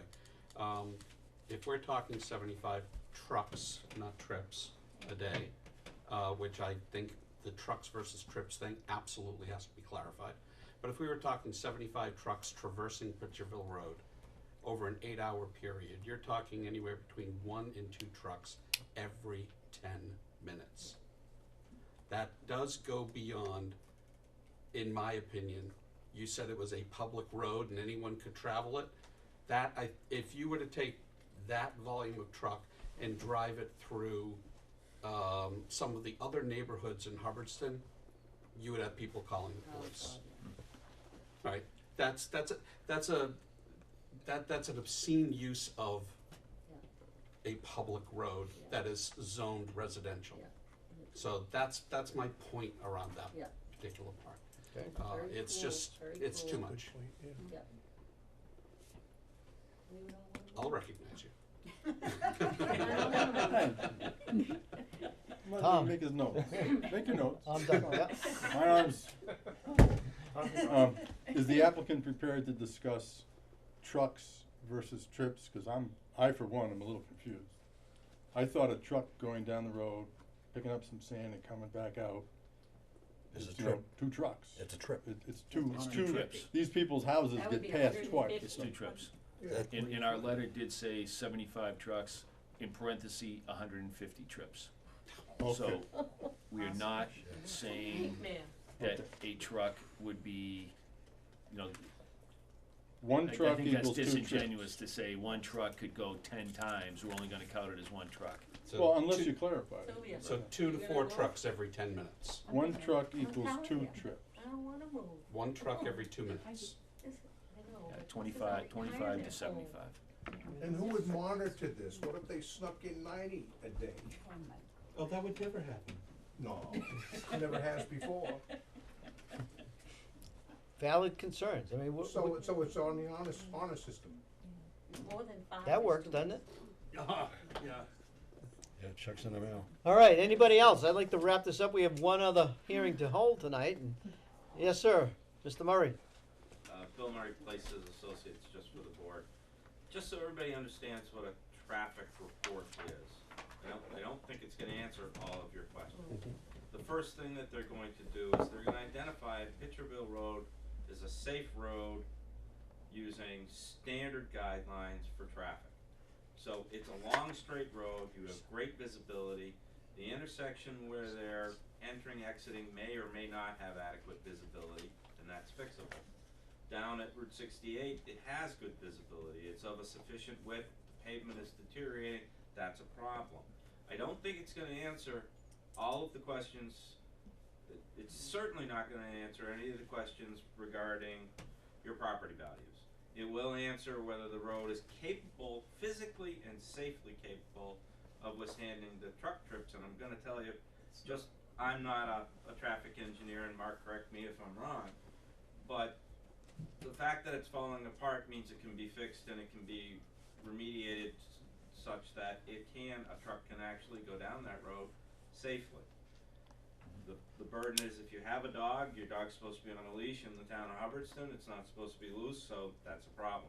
If there are walkers on the street, then they will take that into consideration. Is the road wide enough? Are there shoulders wide enough for somebody to go up and down? Also remember that they've said this is a seasonal operation. They're not doing this in the deep middle of winter. That's what they said. So I just don't want people to think that a traffic study is going to do anything other than answer in a very pragmatic engineering way whether this is whether the configuration of the road, the geometry of the road, the status of the road is safe to support the truck traffic. You can ask him to render an opinion whether it's an overburdening of the road and all those other kind of things, but that's not within the normal purview, and that would have to be a special request.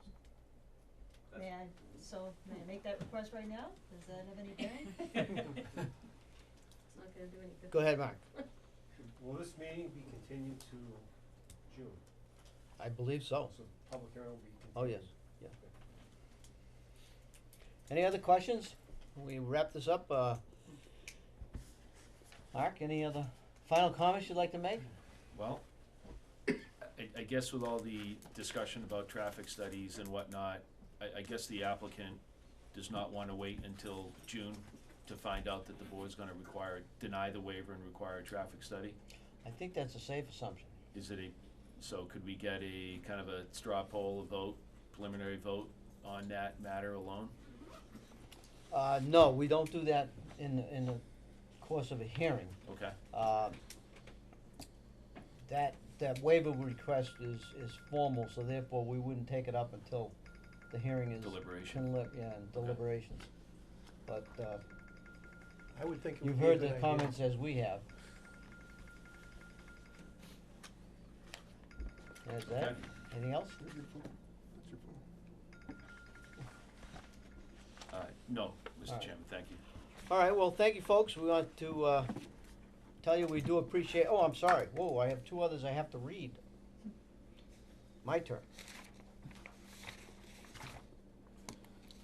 I have a letter from Jane McCauley dated December 14th to the members of the planning board.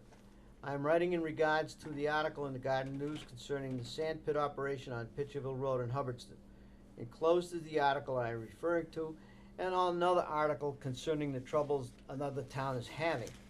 I am deeply disturbed at the operation of this 56 acres of land in our lovely residential community of Hubbardston, having lived here for 77 years and enjoying the healthy air of the community. Because we have septic systems and wells, we surely don't want our water supply to be contaminated by sewage from other towns. An example of what happens when reclamation happened at the old dump site on Templeton Road made all the fish in the river die, claims my husband Kenneth. That was done by our local Board of Health. Enclosed is a note that Ken wrote about this. Having viewed the 56-acre site from the top of Mount Wachusett, a view years back, I was astonished to see the desert area there and would be happy to see that land resurfaced with rich loam that was taken off and not by sewage. Being 80 years old and my husband 85, we are unable to attend hearings at night on this subject, but would like to voice our opposition to this project, and hopefully more of the good people of Hubbardston will follow suit. Thank you for reading this, and may you choose wisely. Sincerely, Jane McCauley, 75 Ragged Hill Road.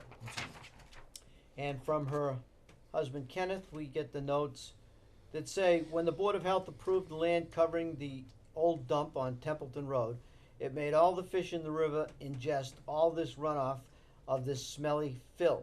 The smell of this leakage could be smelled more than a mile away in the river. Eventually, most of the fish died. Those that didn't eventually did because of the temperature of the water, because of the massive beaver dam in back of the Rod and Gun Club that turned it into a large, shallow lake. Another note for the record from Sharon Wallace and Arthur Studevant, 9 Bow Garden Drive, Leominster, New Hampshire. Dear Mr. Ritchie, I will not be attending the March 29th meeting, but would like this letter to be read aloud on my behalf at that meeting. I am an abutter to the Marinelli Prue Real trustees of the DJ Palm Nominee Trust, land that was used for a gravel pit. On June 6, 2011, Brian Zock Surveyors, Gardner, Mass., performed the survey of my grandfather's property. It has been noted on the survey, which is attached, that a portion of the natural resources on our property was trespassed, taken by the Marinelli Prue gravel pit operations. I have written the Marinelli Prue sisters registered letters to discuss the issue. The registered letters were not accepted and returned to me unopened. I have no ill intent. I only wish to notify the town and other property abutters of the new Marinelli Prue endeavor that, from my experience on the property, it would appear that their past operations seem reckless, disrespectful, and inconsiderate of abutting owners' property lines. Feel free to contact me if you wish. Respectfully, Sharon Studevant Wallace. And with that, I will entertain a motion to continue this hearing to the June meeting. And that would be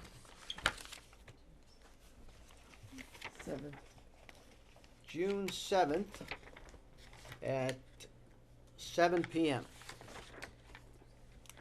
Is there a motion? Made, seconded?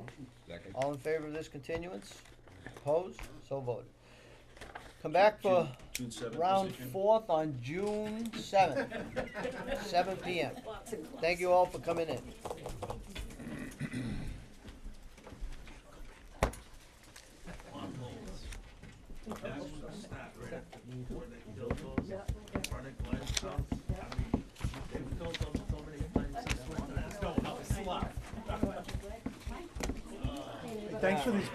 Thanks for these plans. These are really good. No, it's just telling them. The colors make a difference. Do you want me to take the folder back? Yep, we can put everything in it.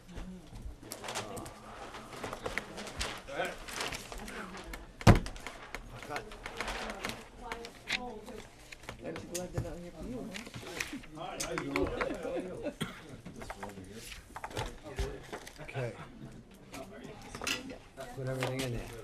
Chairman, should I send Mr. Murray a, full-size set of plans and whatnot, or? You want a full-size set, Bill?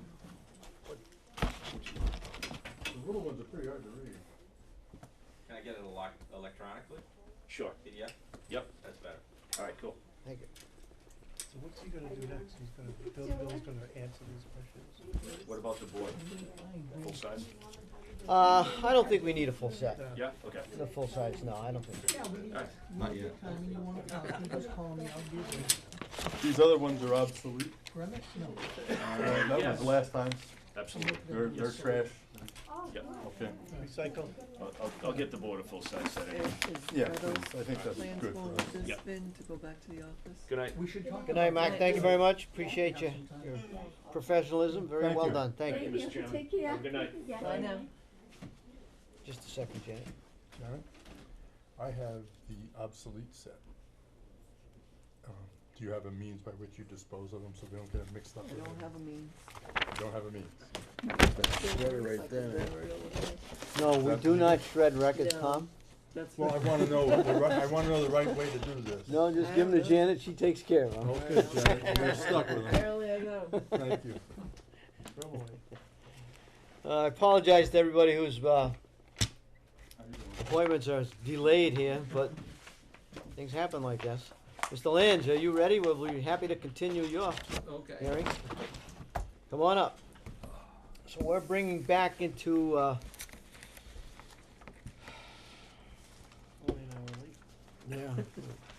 discussion the special permit application for Old Westminster Road, Mr. Stephen Lange. Well, we all thought it was a very good site visit we had with you. Thanks for entertaining us that day. I have two things that I have updated since our last meeting. Now I gotta find them, I hope I didn't put them away.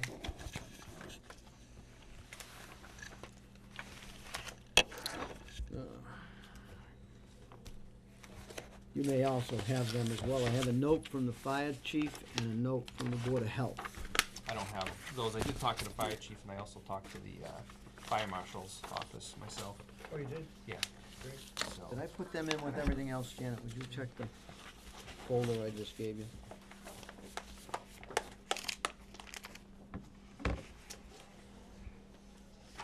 Do it again,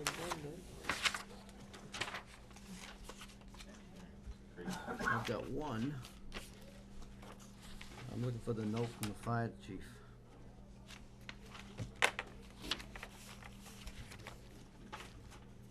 Too much paper.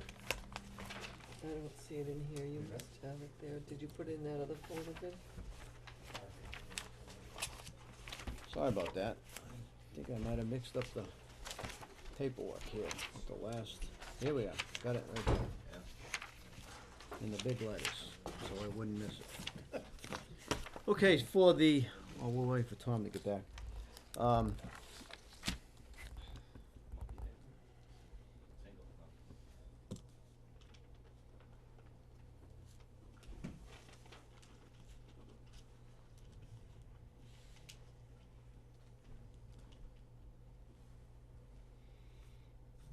Mark, do you wanna join us?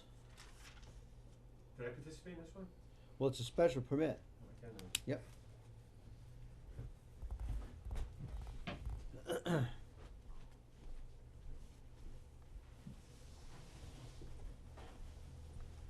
As soon as Tom comes back, we'll start out. Do you wanna have a seat, Steve? sure. Oh, yeah, please, I'm sorry. I think it wasn't planning on My manners tonight is slipping here. It's getting late, that's why. Late? We're just getting going. So how's it things going on your end? Things progressing? Well, I mean, once we get this end done, then we can move on to the next step. Mm-hmm. So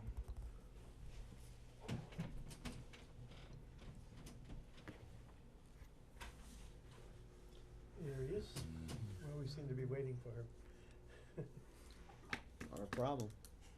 It was me last time. I was just gonna say. So I will begin the hearing with reading the two statements that I received. First of all, from Chief Hayes, Bob Hayes, from the Hubbardston Fire Department. He says, "Hi Vin, I've spoken with David Bedoin of the State Fire Marshal's Office Code Compliance Division regarding 12 Old Westminster Road. He stated that it is on the owner project manager to have an engineer or architect design the plan for the project that would address any of the issues of what is needed or not needed in regards to the fire code. He stated the building inspector would have a better understanding on this, but I have not had a chance to speak to Larry on this yet. Once the design plan was completed, it would be presented to both Larry and me for final approval during the building permit process. I have also relayed this information to Mr. Lange. Any further questions, please let me know." Just as a note, Ben, I gave a copy of that email to Larry tonight too when he came in. Okay, great. Terrific. And I got a note from Tom Larson, Chairman of the Board of Health. Dear Vincent. Yeah, knows so. Mr. Steve Lange is looking into purchasing the property at 1 Depot Road, previously known as Wachusett Lumber. Mr. Lange would like to have rental storage units in the already existing building. He contacted the Board of Health with regard to a bathroom and whether he could use a portable toilet with having only 2 employees. I have attached the link to the OSHA regulations, which does state that he can have up to 15 employees using 1 portable toilet. I am writing this letter to inform the planning board that Mr. Lange would be complying with the regulations. Therefore, the Board of Health has no issues with Mr. Lange having this business at 1 Depot Road. And that's where we are with those two. municipal complex. I'm sorry? You have 30 employees, you get it with 2 porta potties, we need a big expensive septic system. I know it. I think our problems are solved. I know it. Not a bad idea. Yeah. Thank you But for bringing the, this up. You know, of course, the 15 employees using 1 portable toilet, one at a time. Yeah. We know that, right? We Okay. can't get into that. So, that's where we are with this. Any further development on your end? I do have we're looking for the variance. Oh, good. That good. I do have a copy of it, Okay. that it was recorded, It was recorded, great. so. And were you able to talk with Larry about if it's still in effect? Yeah, And? he said it should be, he said as long as it was recorded, he said, then, it's still in effect, Okay. so, which it was, Yep. so. 2002, October 1. That's the additional house? Yeah, yeah. Book 28431, That's a page building permit? 057. No, Would you like me to this make is a for, copy of that, Ben? We have that one. this is for the setbacks. Oh, okay. No, we don't Yeah. have the recorded. I had that. Got the recorded version? Yeah, Well, I got it off the registry of deeds. Did you? Yeah, it's pretty easy. Yeah. Well, I just didn't get the recorded version, that's all. Yeah. it was Yeah, like, cause the book and page is up Yeah. top, I don't know if it's the same as in the letter, or if that was a different book What is and this a page. variance for? I haven't That's read for it. the big building, for the office. But what is it a variance of or for, or what does The it allow setback. Let me, happen? I'll read it if you'd like. Well- I'm sorry, I thought you were familiar with it, not a problem. No, I'm sorry. This is a variance application, notice of decision from the Zoning Board of Appeals, Town of Hubbardston, dated, September 24th, 2002. At a duly posted public hearing held on September 24th, 2002, the vote taken by the Zoning Board of Appeals will indicate that a variance has been granted with conditions to Rutland Plaza, Inc., 87 Main Street, Rutland, for property at 12 Old Westminster Road to allow a front yard setback of 9 feet to rebuild on an existing foundation. The conditions of the variance require that the building be used for offices and storage. In Worcester Registry of Deeds, books 12235, page 32, assesses map 8, lot 35. This variance is granted pursuant to the Town of Hubbardston zoning bylaw, Article 5, Section 5.1, Table of Dimensional Regulations, and Article 4, Section 4.10, abandonment of a non-conforming use. A copy of this decision has been filed with the planning board and town clerk. Appeals, if any, should be made, etc., etc. This variance shall not take effect until a copy is recorded hereof in the Worcester District Registry of Deeds pursuant to MGL Chapter 48, Section 11 as amended. Yeah, that's it.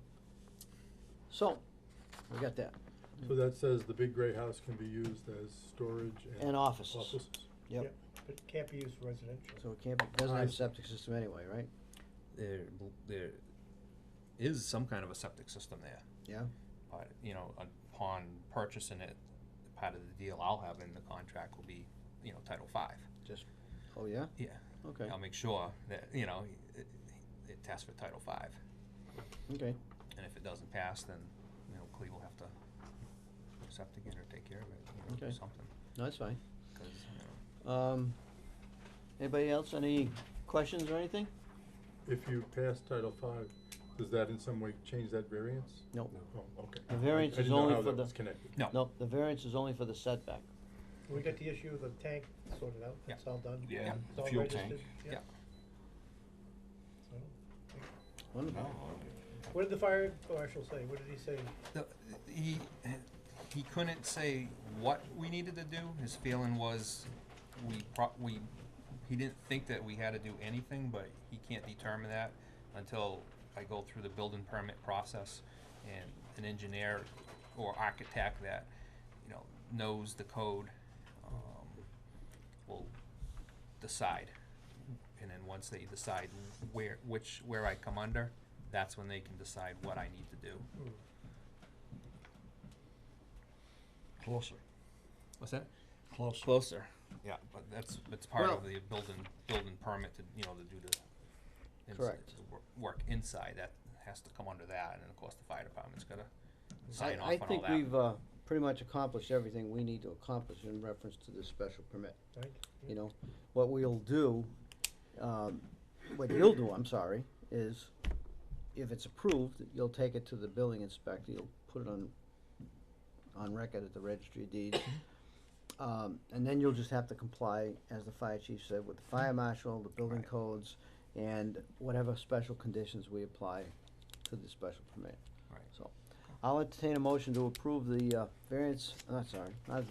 special permit application of Stephen Lange for 10 Westminster Road to change the warehouse into a self-storage unit.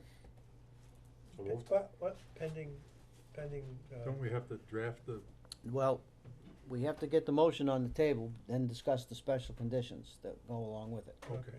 okay? I'm sorry. I thought Can we do that? I thought we were just in the public hearing still. We have to adjourn the public hearing. Yes. Oh, my goodness, you're right. Okay. Motion we adjourn the public Motion to hearing. close the public hearing. Close it. The do second we, to do we close. have everything we need done in that form? Yes, we do. Okay. Yep. Second. All in favor of closing the public hearing? Yep. Opposed? So voted. Very good. Now I can reconvene the planning board meeting to deliberate on the special permit application. All in favor of reconvening the planning board meeting? Yes, we have to vote on that as well. you know? Okay, yeah. We just keep everybody Too many happy. rules. So moved, yeah. All in favor, opposed, so voted. Very good. We're back in session, and I will now entertain a motion to approve the special permit at 10 Old Westminster Road from Stephen Lange. 12. 12, I'm sorry, to change the warehouse and the office storage building into a public self-storage unit. Is that the way to phrase it? Is that what it is? Okay, great. Excuse me, lost my glasses. Is there a motion to So moved. second? I'll second. All right, great. Now, along with that, in order to, before we voted, I mean, there may be some special conditions that we've discussed in the past. For instance, lighting. We typically put a condition on the premises so that the lighting would be, directional would be down. We'd like to see motion detectors so it's not lit up all night, so it doesn't disturb the neighborhood. And what else, Mark? Fencing. Hmm? Fencing. Yeah, we'll get to that. We'll Just talk lighting. lighting first. That's it for lighting. That's it for lighting? Okay, so the lighting would be, Directional timer, motioned. directional and motion detectors. We're trying to not light up the sky, you know? Some buildings in this town, you light it up and Bill might have some advice for us though. Bill? You wanna use the term full cutoff. What term? full cutoff. Never heard of it. It means if you're standing equal to the light, you can't see the bulb. The bulb is just recessed inside the luminaire, so that you're not staring at the bulb when you're roughly equal with the light. It's a pretty common phrase, and it ensures that if there's light spray, you're not in compliance. So if the light should only shine inward, they should never shine outward, because that will affect the neighbors, and they should be full cutoff fixtures. So they should not be on a building, is that what you're saying? They're required sometimes by code to have them on a building, but you can do a soffit light by example. Or you can do a post light that lights up the building but won't light up the neighborhood. Well, I'm thinking in terms of a security light, in the back of the building, how would the security light that has to, Well, you would do that from a post, not from the building. I see.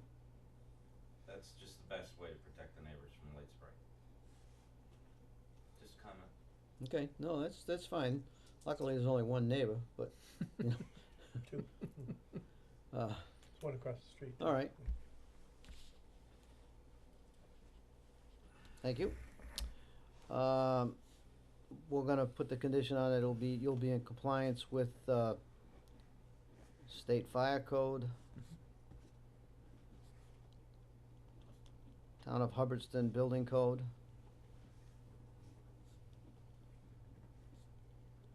And permits there. Hours of operation? Sorry? Hours of operation, yeah. Hours of What operation. did we say, What did we, we said 7 AM to 9 PM. 7 to 9, I think that's what we Yeah. talked about. Yeah. Monday through Sunday. Yeah, Yeah. 7 days a week, yeah. And then secure the perimeter with a fence.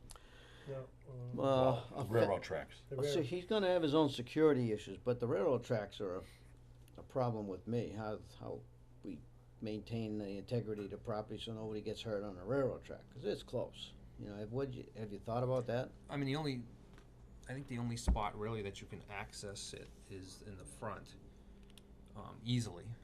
'Cause I think it kinda comes, you gotta climb up a hill through the, brush and everything to get it in the back. But I mean, the front, I had wanted to put one along the front that would turn into the building near the entry door. Okay. And then probably put, So that would keep people from going down the right-hand side of the building? yeah, They have to go to the left-hand side, they go to the back? to the back, you'd go, to the left-hand Yep. side. What about the back of the building where you're gonna store the vehicles? Do a mirror image thing on the back? I could do something on the back like that and just, turn it towards the building, 2 Ls. Yeah, rather than come all the way up.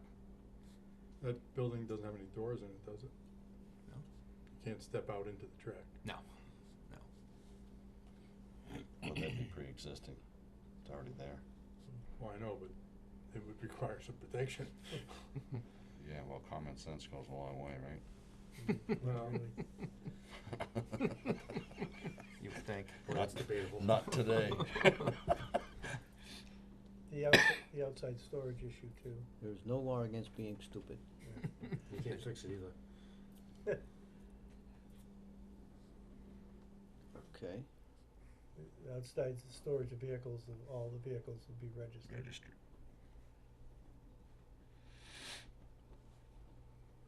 We're only saying that because of being in compliance with the It's town. only- Yeah. only bylaw. So you'd be able to allow, camper and boat storage outside, But they have to be just registered. have to be registered. Yeah. Yeah. Right, Right. cause you can't have more than one unregistered vehicle on your property anyways. Mhm. Again, it was a compromise that we talked about, Yeah. and that means that like a boat on a trailer, Right, the trailer is registered? Correct. Both. really it's No, the the trailer. trailer. The The trailer. trailer. The trailer, Yeah, the 'cause that's trailer. the vehicle. Yeah. Right. that's The yeah. boat is, Right. it's not a road Uh, vehicle. Yeah, it's not going anywhere down the road. So trailers and, Unless we have a flood. what are those Campers. big camper things, Yeah. drive around Big campers. RVs. We don't want any trains parked on the premises either, just keep them on the track. Okay. Anything else? Can you do inside storage of vehicles, or what did they say about that? Is that something? I don't see why not. I mean, I guess if I'm it's something. just asking, I didn't know. if Yeah, they I did mean, that. I would imagine if usually Probably if you're fall under inside. the fire regs. Yeah, I mean, you'd have to probably have, a certain amount of fuel in the Mhm. car and the batteries disconnected, I would Mm. presume is what you would want, but yeah, that would probably come under the fire. Yeah, it doesn't matter to me, Yeah. I'm just wondering, yeah. Any other concerns? Bill, anything you can think of? Potable water well? Potable water well for the office? You Do you have have a water, well? you have water. In the office building, there's water. So when that's developed as an office building, that's got water. Oh, it has, Yeah. okay. Water and a bathroom and stuff, yeah. Before you could get an occupancy permit from the building inspector, you would have to have soup power, water and. Yeah, yeah, once that's developed into an office, it would have to have a bathroom and building permit, and, and comply with everything. Alrighty, anything else? Well, let me read them to you. Alright, this, approval of the special permit is subject to the lighting, of the premises will be motion detectors with a, how do I phrase it, Bill? Motion detectors, full cutoff, Full cutoff fixtures. full cutoff Fixtures. fixtures. We just don't want the light shining at the neighbor. Yeah. Right, yep. Understandable. Oh, and for security, have you planned anything with the police if there's an emergency or fire or for entry? I mean, the plan is to have card access, so they'll have, I'll make sure Okay. they have, probably, I would assume cards in each cruiser or each fire truck, I would guess, is probably the way. We may the way want a we would go. lockbox too with an override on it, and so, but that'd be part of his building permit Yeah. process. Okay, just, Isn't Or the it the lockbox same- has a card in it. Isn't it the same kind Or of the thing at the lockbox solar has the card. plants, Card, the card, solar yeah, facilities either- where I would- there's I guess whichever way. access Similar. guaranteed by a process? mm-hmm. Yeah, they have lockboxes on the solar fields. That might be your best alternative, That's how is a they get in. lockbox. Lockbox, yeah. You need your That only maintenance the workers. fire and the police would have, Yeah, just sits on the outside of the building. Outside It's the like a building. real estate lockbox, yeah, that's not a probably, big deal, yeah, that's probably a better cheapest way to go. Yeah. Bill? Do you guys have any reason to prohibit the storage of flammable, explosive, corrosive, or any of that? Or are you gonna leave that to building code? We're gonna leave that to the fire marshal, the building code, and the insurance companies. Cause we don't want any of that in there. Yeah. It's up to you. We take care of the big stuff, but Yeah, the specifics, it's. It'll be in the contract. No meth labs on the second No, floor. no meth labs. So we're gonna have, the second condition will be compliance with the state fire code. Third condition, the town of, compliance with the town of Hubbardston building code and permits. Fourth condition of hours of operation, 7 a.m. to 7 p.m., 7 days a week.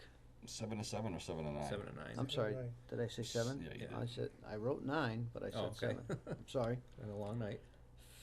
Fifth condition, fencing in front and the back, 2 L-shaped to protect people from walking along the side of the building near the tracks. And the outside storage of registered vehicles only. Is there a motion to accept the, motion to approve with these special conditions? So That's what I meant to say. Second? Yeah. All right. All in favor of approval of the special permit with the 6 conditions that I read? Aye. Aye. Opposed? So voted. Thank you for your patience. Okay. Here's what you need to do. We'll be writing this decision. Once I get it written, we'll get everybody to sign it. It'll go to Joyce Green, the town clerk, for a 20-day appeal period. Okay. It'll be stamped. At the end of 20 days, she'll notify you. You take the permit to the registry of deeds, put it on file. Okay. Okay? Did you need this copy? I have it here. I'm all Yeah. set. You've got the Yeah, one? I'll take an extra one if you have it. Yeah. And that should do it. Thank you very much. Okay.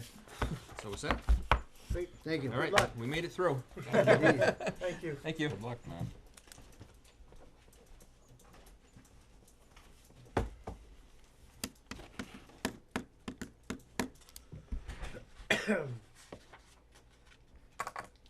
I'll entertain a motion to recess the planning board to continue with the hearing for the Borrego Solar Farm.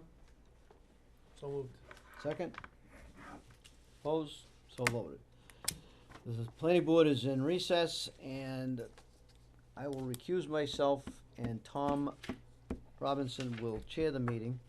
The The meeting, subject of the meeting is the Borrego Solar Farm on Williamsville Road. I'm not gonna move, Tom, because it's not gonna take long, so No, I'll just sit. all I have to do is find the thing I'm supposed to read. Borrego isn't here tonight.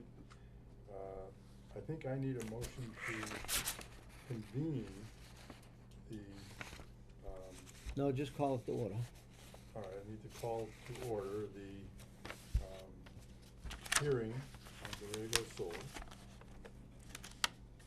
Found it. Okay. And, so I need a motion for that? No, just, No? Are It's you all requesting part of it. continuation? yeah, Till when? Well, we'll let me set read the it. next month.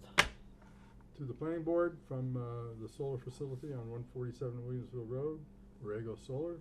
Borrego Solar is hereby requesting a continuance of the hearing for our 147 Williamsville Road project under the currently scheduled date of May 3, 2017 to the board's next regularly scheduled meeting on June 7th or other date as desired by the board. We are still working technical details with the peer reviewers, Places Associates, and the continuance will give us sufficient time to resolve their comments prior to the June board date. So I need a motion to continue the application hearing to June 7th. Motion to continue. Have to Till set the 8 time. o'clock? At, Eight- yeah, 8 8 o'clock. What else we got on June? Is there conflict or? Yeah, we've got the Marinelli public hearing at 7. Yeah, so 8 o'clock. Huh, that's optimistic. We just took 2 hours tonight on that. Well, let's speed it up next time. Well, you were part of that. Okay. All right. 8? 8:30. We'll try. 8:30. So motion to continue the public hearing for Borrego Solar at 147 Williamsville Road to June 7th, 8 o'clock, 2017. Second. Whatever. Second. All approved? Yes. Or, yes? Yes, yes. Any no's? Okay. Who seconded you? Yes. So now I need a motion to, or do I just discontinue the? Nope, motion to hearing? convene. Motion to Reconvene. Reconvene. I don't have to adjourn that one. No, you don't. All right. Motion to reconvene the planning board hearing, planning board meeting. Second. Motion. We got a motion, and let's do this right. Got a motion? Yes. Seconded? Yes. Yes. All in favor? Aye. Back here. Alrighty, Sorry, I'm a little new at this. thank you, Tom, that was well done. Thanks, Dad. Alright, let's, continue on with our agenda. Norman, Gravel road. thank you for being so patient here. No problem, we're used to it. Yes, we're not, we're never running this late, this is, oh, not. Thanks for having us. My name is Ben Axelman and I work with Nexamp. We're a solar energy company based out of Boston, originally founded in North Andover. We're the company that developed the project also off of Pitcherville Road, adjacent to the Marinelli property. And we're beginning to work with Norman Brown now on looking at doing a solar project on his property, the Pitcherville Sand and Gravel property, which is also adjacent to the Marinelli property that was under discussion earlier. We wanted to come here tonight for a couple of things. One is to introduce ourselves and let you know that this is something that we're starting to work on. We're envisioning about a 2.5 megawatt solar project on the property with this project would be built, surveyed and designed over the next few months and then be submitted to you shortly thereafter for a permit application. We are envisioning connecting into the grid along Pitcherville Road, and once the project is built, it'll operate for 20 plus years, as is typical. The second thing I wanted to talk to you about is see if there are any specific design considerations that the board had in mind as we go through and design this property. I know that there's a history with the property, with the planning board, and then obviously the Marinelli property is a hot political issue at the moment as well. So wanted to see if there were any things that we should keep in mind to make this project go as smoothly as possible as we get into the design phase. And the third thing that I wanted to talk about is that access to the property is over some town-owned land. And I wanted to see who the best person in town to talk to about clarifying the existing rights over that property. The reason for that is that we would be looking to install above-ground utility poles along the road in order to interconnect the project. And I know that there's an existing easement in place for Pitcherville Sand and Gravel, but I don't know whether that currently allows for utility poles or if it's an access-only easement. And if it is only an access easement, wanted to see what would be involved in order to obtain rights to do that. Okay. So that's why we're here. Okay, so let's start at the beginning, and would Sure. you give me, I think I heard you say Jason? Ben. Ben. I Ben was- Axelman. I'm sorry, Ben. Axelman. I've got my card here. Oh, thank you. Yep. Alrighty. And I work with Nexamp, Nexamp Solar. Well, the permitting of solar facilities Mhm. is under a special permit condition Yep. through the zoning bylaws. It is Article 24 or 27 in the zoning bylaws, and it's spelled out very specifically what the Sure. application is, the procedures, as well as how it's laid out. Mhm. Bill Murray is our consulting engineer with the board. He's done 5 of these now, right, Bill? We're on our 5th one. Fifth, yeah. And- This will be six. Yep. The we already did one with you folks, which Yeah. went pretty well as far as I recall. It went very well. So. Where's Oh. that? Where's that Yeah. one? The first one? Yeah, the Right first one. next to Meredith. It's right, Oh, there. it's right Yeah. over here. Oh, that's somewhere. the other one. They had a Yeah. few- It's this project That's here. the one we saw before, yeah. Yeah. Now, Except for where- the reclamation We of also this have a little area. issue with You're in compliance. here? Yeah, so the You wanna talk about Pitcherville that? Sand and Couple other Gravel, things to Norman do. Brown land Yeah. with these 3 Yeah, there's parcels. some compliant issues on this one. Okay. So we would be looking to access through the Marinelli property here and then down through the town-owned parcel, which is this one. You wouldn't jump over to your own place and connect that way? No, I don't think we would. Alright. It's certainly a possibility, but as of right now, so Nexamp developed this project, but we don't Oh, you currently don't own presently own it, we that's don't right. presently I'm own sorry, it. I Yeah, forgot Sun about that. Edison purchased it from us.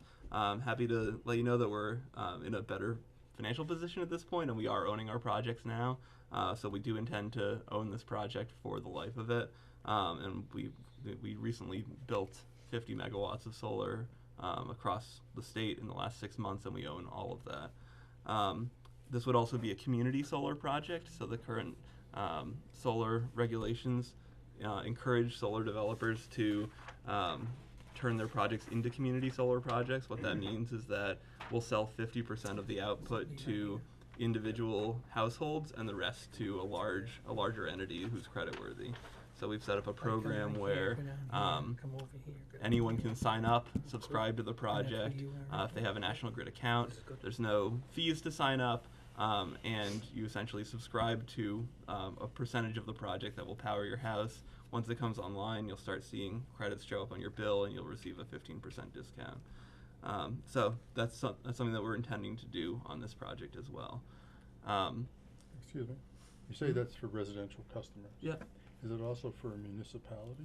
It is, yeah, certainly. So typically municipalities have a larger electric load, and we can sell a larger Sure, percentage. but they of can that, buy a piece. Yeah, but they can buy a piece as well. Yep. And we do it for small businesses as well. It's not just residences. It's the limit is 25 kilowatts or smaller can be subscribed under the current program. So how big is this? 2 megawatts, did you Yeah, say? about 2.5 megawatts. And how much land would it take up? 2.5 megawatts takes up about 13 acres, 14 13 acres of land. Yep. So this would be part of the area that you haven't reclaimed yet either, isn't it? You know, if you can look at this picture here. Okay, this is my property. If I kind of borrow this from you so you can see. This is my property here. It goes here, it comes down here. It goes over to here and comes back up and goes around. And then goes up here. The only property that hasn't been reclaimed on my property is the slopes. Here and here. This has all been reclaimed and replanted. Okay. As, you know. Visually, you can and, see it. Yeah, and originally, the slopes came right down. Now, they don't anymore because somebody's taken material off the property. I showed you when we were out at the site. But the actual slopes came right down to where the, originally came right down to where the reclamation had stopped. Okay.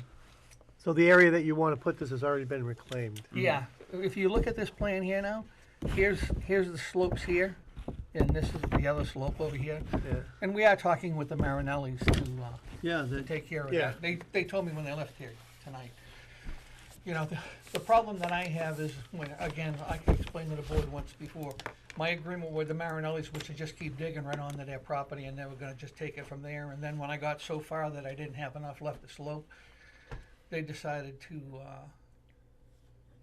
try to stop me from crossing their property and then they wouldn't allow me to. So I was like between a rock and a hard place. I didn't have enough land on my own property to slope, let up accessing from their property. You needed to borrow theirs, the slope. Well, I didn't need to borrow theirs as much as I needed just to push theirs back up on their property. But the original agreement, and we actually had a meeting with the town, with the Board of Selectmen at the time, the Marinellis, me, and to tell them that was gonna be the plan. Everything was just supposed to keep going right straight along. There's a letter about that.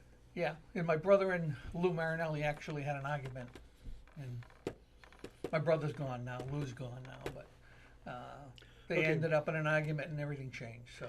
So anyways, you are talking to Marinellis about the. Oh, yeah, slopes, oh, okay, absolutely, so- I wanna get it done, yeah. Yeah, that'd be very beneficial. Absolutely, but none of this work is done in that area. The area that is, you know, is in contention with the slopes is outside, you know, none of this work is being done in that area. And I don't think building this project would interfere with whatever happens on No. those slopes. No. It's It not, shouldn't, it's nothing no. to do with. No, No. it doesn't look like it, right? Yeah. No, it wouldn't, Yeah, we're building in the low reclaimed area. Yeah. Outside of the Marinelli area. Where's the little water pond thing? That's Put it here somewhere. You mean this? Yes. Yeah, it's that's right. Right here. It's not on That's their. right pro- there. Yeah, It's not off- on I their. know, off the I know. property. That's I not just on need my to get property. oriented, Sure. because I Yeah. remember the water. I can't. Yeah. Yeah, exactly. It's hard Yeah, to pick out the features just in the north sand. of there. dunes. Just north if you of look there. at, my property ends right there, and there's where they dug the water pond. See this corner, that's Yep, the yep, Marinelli yep. corner. That's the one that. Yeah, I mean, can you cross the Marinelli's property with your variance?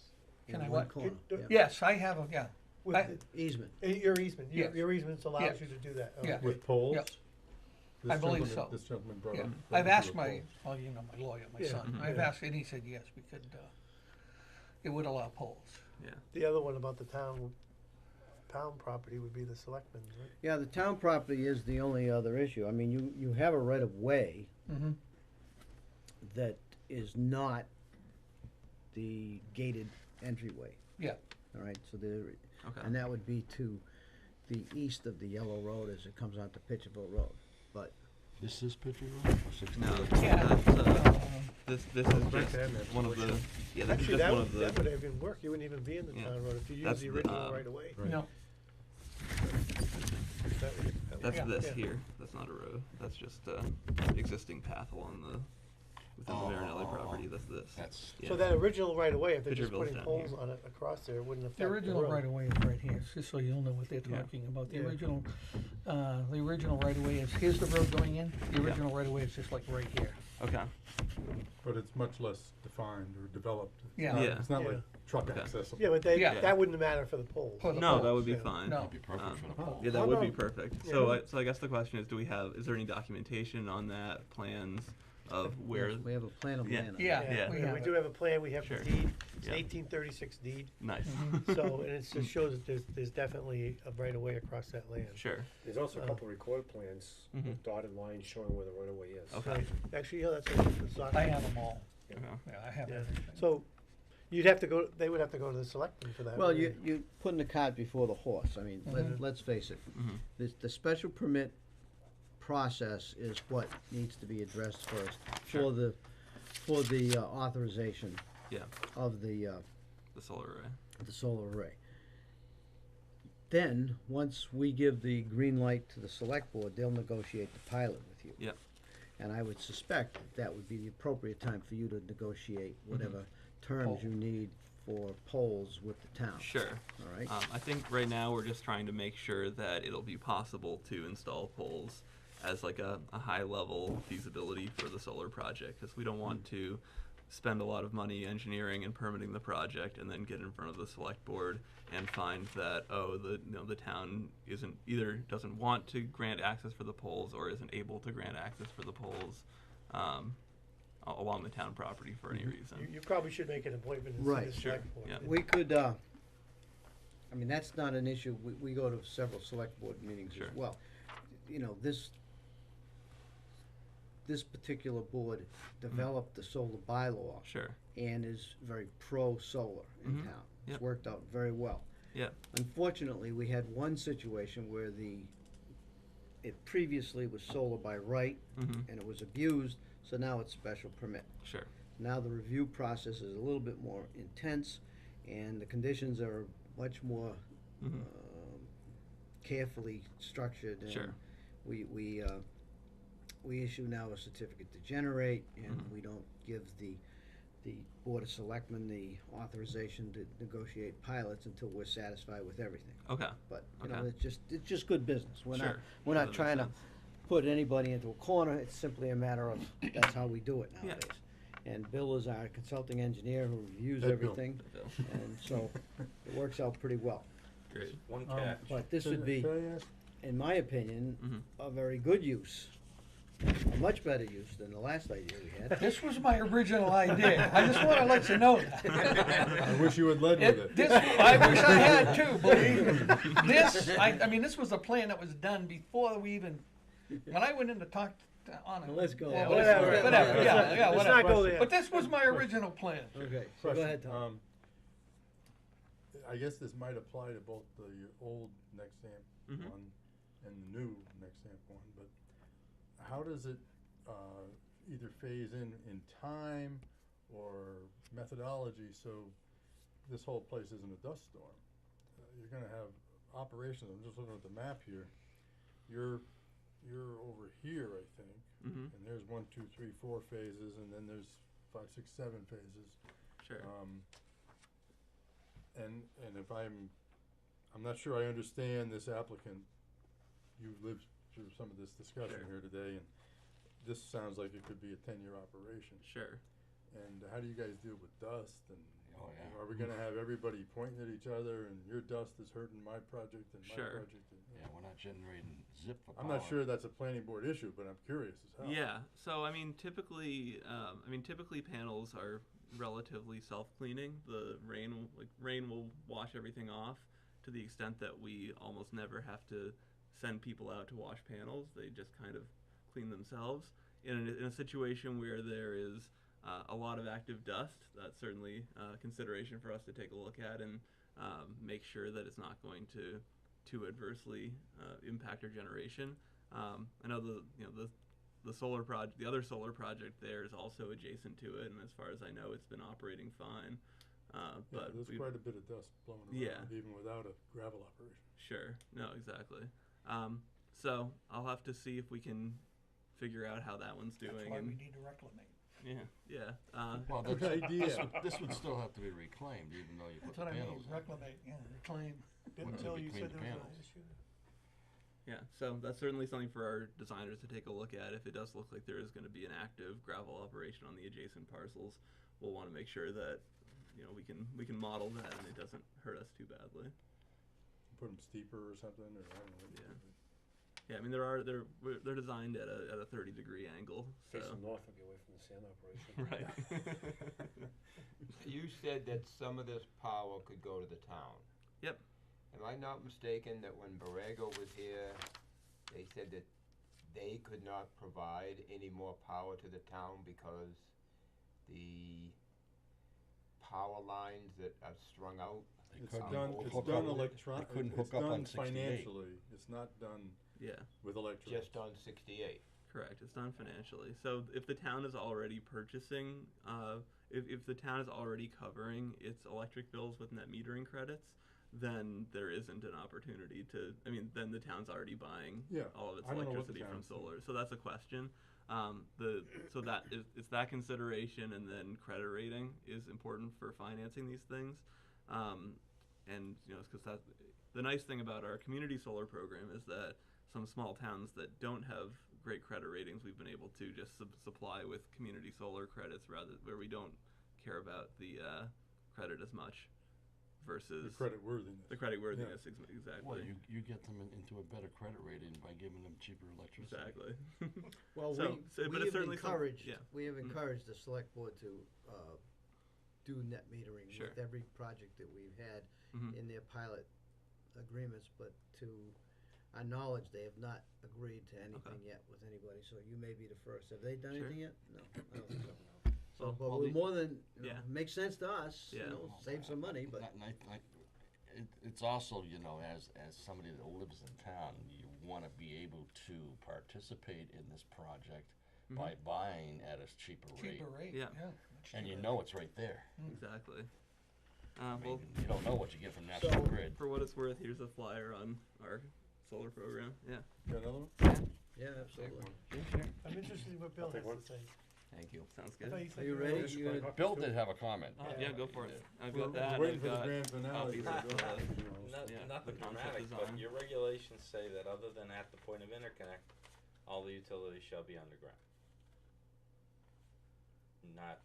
That would be a waiver request to allow poles Mhm. as opposed to placing the power underground except at the point of interconnect. Oh, yeah. I mean, certainly we could run it underground until the point of interconnect as Getting well. it there through the town property though. Yeah, it'll still have to be underground, and then there'll be, Over under the installation. point of interconnect is at the corner on the town property, so there would be some poles there. Yeah, you need an Um, easement. That would and be an a easement. different easement. Right. Yeah, So the connection would be on the town property or back here? the interconnection would No. be At the street. Yeah. at the Yeah. street. Yeah. Just like They, next, they the don't next wanna, am- Just yeah. on They Pitcher don't- Hill they don't Road. wanna commit longer than they have to. Yeah. So At least the digging would be easy. That's gonna be the challenging one right there. right. That's gonna So take some real estate for that. exactly. So that's why we It's a want to make great sure that it's opportunity possible to reclamate the front portion of that pit. Yeah. Yeah. Well, we've asked the True. select board for a transition plan. Well, this might help them. This just right. jumpstarts them. Yes, Sure. indeed. Could be a win-win. What's your timetable, I am Ben? talking, I mean, I'm just throwing this out there that's very informal, but I am talking to the Marinellis about trying to do something like this on part of their property. I've been trying to convince them it makes sense for a long time, but convincing them is, Mhm. but I have talked to them about, and we actually mentioned it tonight again too. that I'd But the like to sit down and interconnection, I talk think will to still them be an issue, because it's gonna be at the same point. These are gonna be Sure. ground mount. Yep. Ground mount. about. I don't know if they can interconnect it. What's your Yeah. time frame? Sure. So if all goes well, it's beginning of May now. We'd like to be in a position where we can complete the design and get it in front of the town by midsummer. So submit maybe in July, have hearings in August, be wrapped up September, October, and most likely be in a position to build the project first thing in the spring. There's a Spring world. of 18. Yeah, 18. And maybe it goes faster and we can squeeze it in before the fall, but most likely it's spring 2018 build. Killing those installers with the cold weather. And how Yeah. many megawatts have you got in Massachusetts? In Massachusetts, we have developed and built about 120 megawatts at this point. About half of that was built in the last 6 months, so we've been Is growing. it building operational or Yeah. just all going up? A lot. The most recent round, they're all mechanically complete. About a third of them have come online, and the rest are waiting for the utility to give their final sign off. Can you use augers in this location? It's We, sand, but- yeah, sure. We haven't done any geotechnical testing in this site I mean, yet. can you use it in sand? I don't say Sure. this location, but Yeah. are they used in sand? Yeah. Okay. Okay, well, the bylaw is on the Yep. website, Yep. and, the application generally goes quite well when it's Yep. followed correctly, and, Sure.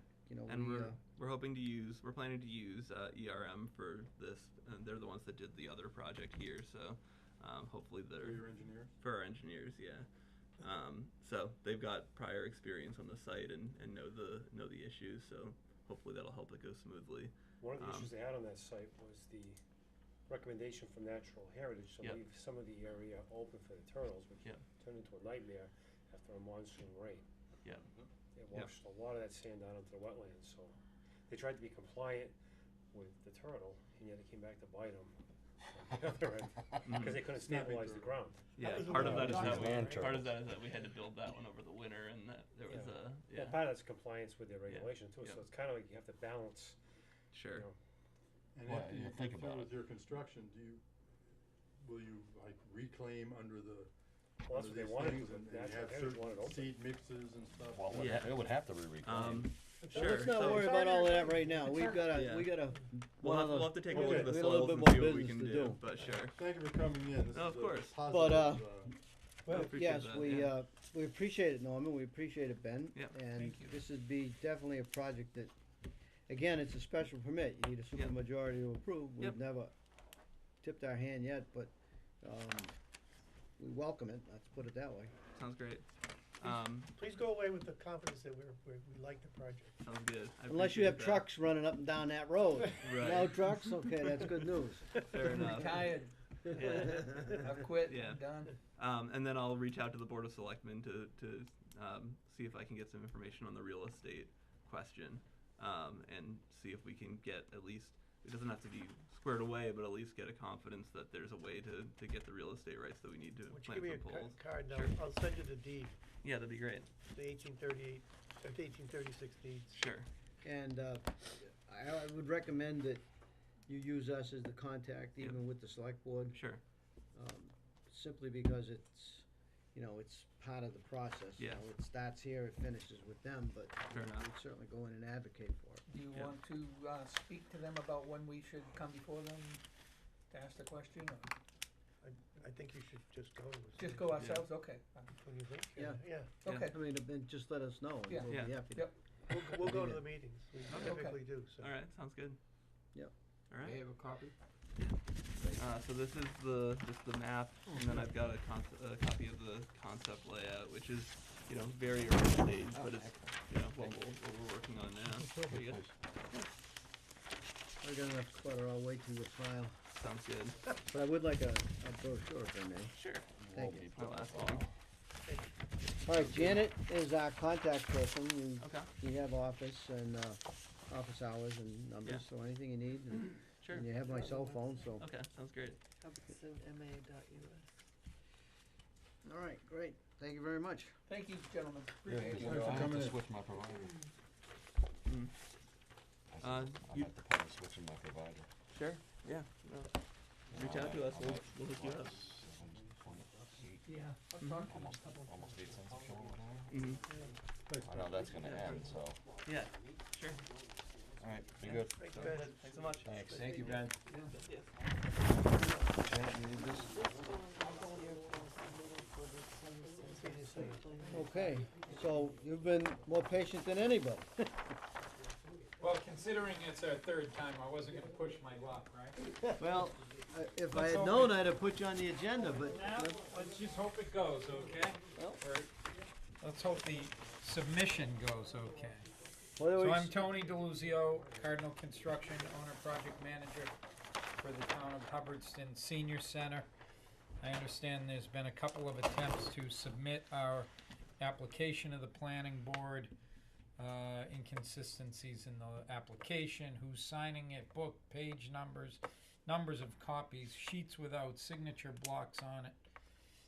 Article 8 and 9 of the planning board, zoning board, bylaws, all addressed, as much as I know in the past month. So there are 6 half-size sets, reduced sets in this box.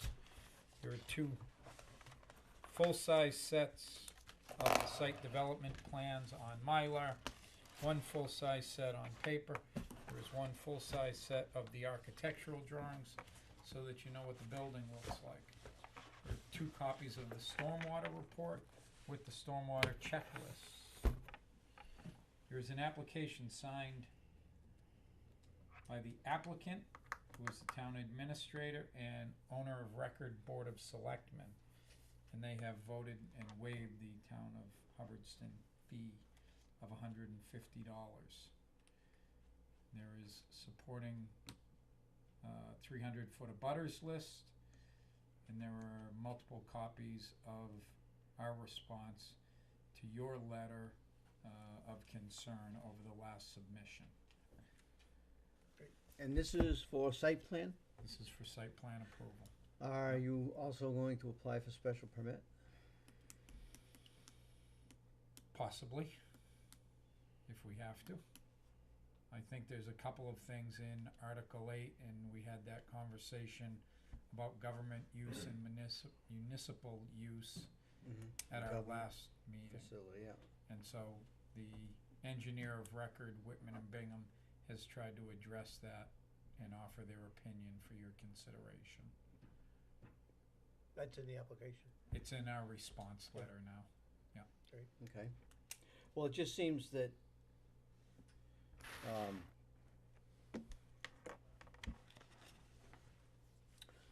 you wanna take a minute and let us take a look at it right Sure. now? I mean, if you wanna discuss this, we might as well, if we can come to some conclusion tonight, it might save everybody time and.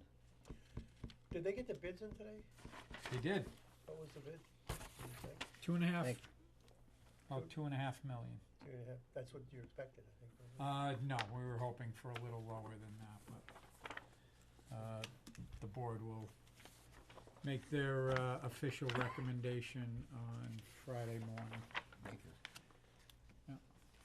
Okay, so the question here for everybody, if, let's go back 2 or 3 months, is the last time it was submitted, it was not submitted correctly under the zoning bylaws for site plans.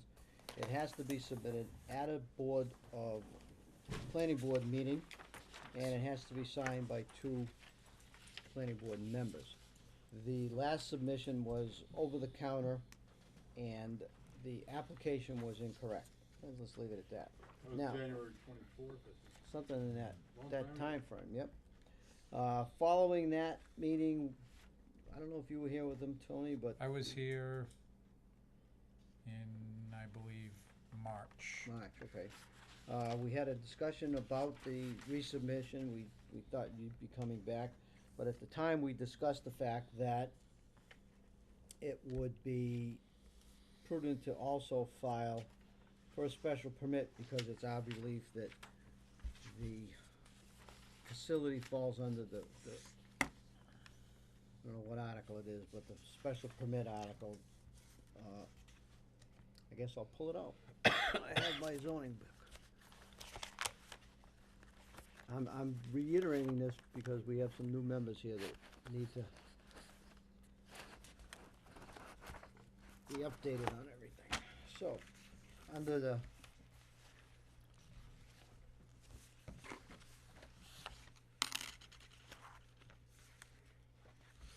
Section 4, Article 4.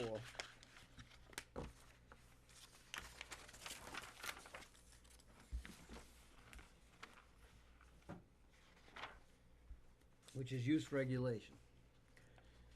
This senior center is located in the commercial district. And the commercial district allows by right, I have to find it.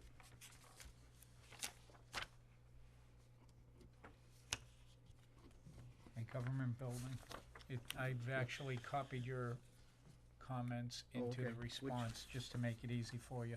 Okay, great. Which item is it? 4.4. 4.4, section, What page is it in your memo, is it Tony? Yes, Tony. It's, third page in, I believe.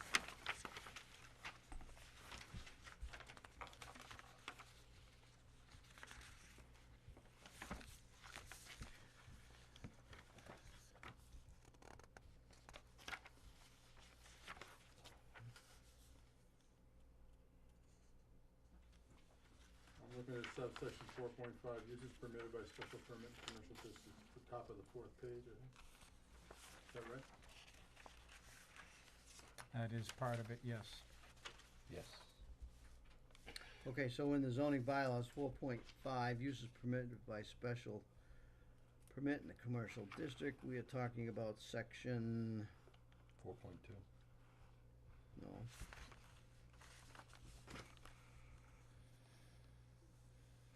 No, it's not in that. Wait a minute. I'm not finding this. All uses in section 4.2. Right, 4.2, we'll go back to there. Yeah. So, 4.2 says,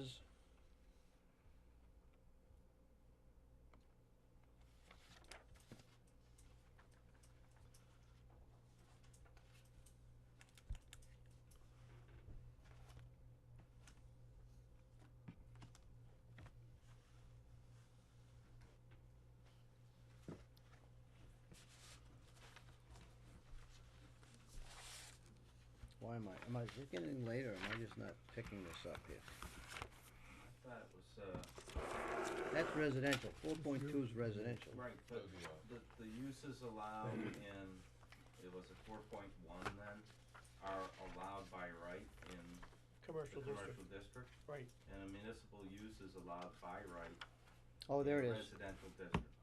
4.1K, municipal uses. This is where the discrepancy came in. That's allowed by right in the commercial district. Because it's back reference. Correct. But But- the question is use. The question is use, and in section, It says section 4. In section 4.1, it says municipal use is allowed by right. right, Okay, but it goes on to say in 4.2 that section there A, it is. library, healthcare facility, government building or facility. That's right. So there's a distinction between a government building facility And a municipal use. use. That's, That's that the was the question. difference.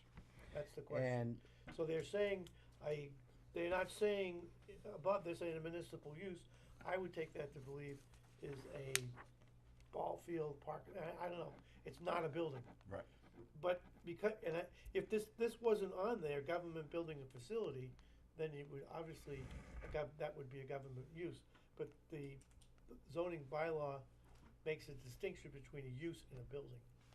and 4.2A, correct. That's the argument. I'm So not, when I'm I not have saying, those conflicts, the first place I go is the definitions.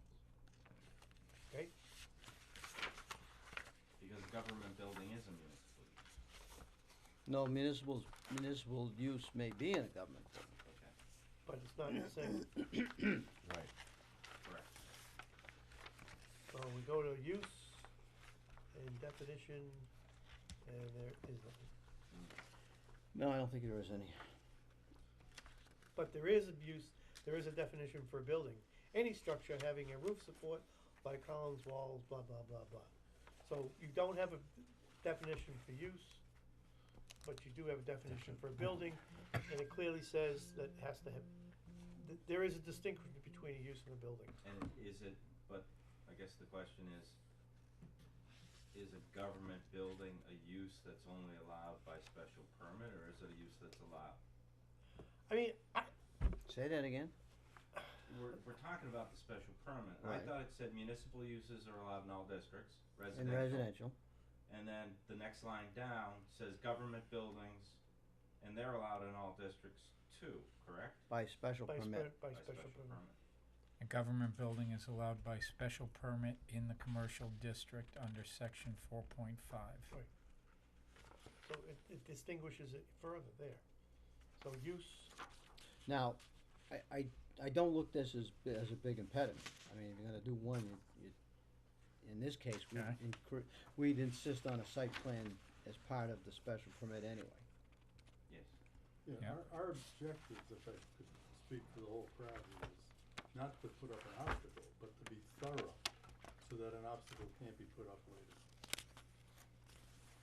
so I don't think you, I mean, I don't know why you wouldn't just fill out the paperwork. It's not a big deal to do a special permit, is it? I mean, No, the process is the same. Yeah, everything is the same, it just, you fill out a different application, and the permit is granted. Both the site plan, Thanks for good night, coming. thank Thanks you. for coming in. The site plan and the special permit both need supermajorities to approve. Might as well do one without the other, no sense in doing one without the other, I mean, but it's the same, we could do a public hearing for both at the same time. it'd be up to you. Okay. It's your request, that's what we do. I don't, unless there's an argument to sway the opinion of us with the municipal use in the government building. The only thing that I thought we had in here somewhere was the square footage. Because there was something in the articles, buildings under 6,000 square feet maybe. And this building now has been reduced down to 4,000 square feet. So I'm thinking that took us under a threshold, but I don't know which article that was in.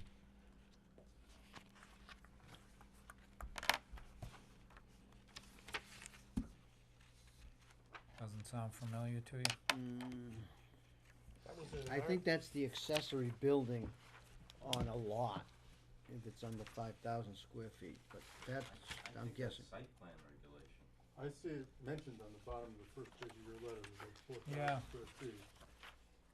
Does he cite a zoning Proposed No. Hubbardson Senior Center will provide 4,000 square feet. Yep.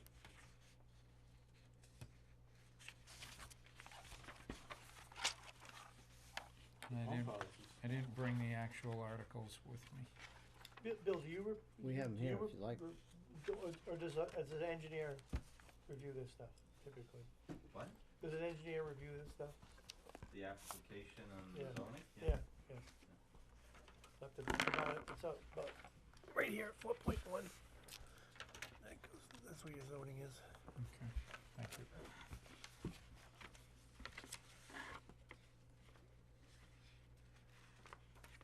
We're in section 4, article 4 is the use, article 9 is site plan.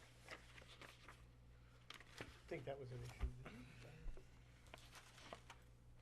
Yeah, is that in Article 9 where it says less buildings less than 5,000, commercial buildings less than 5,000 square feet?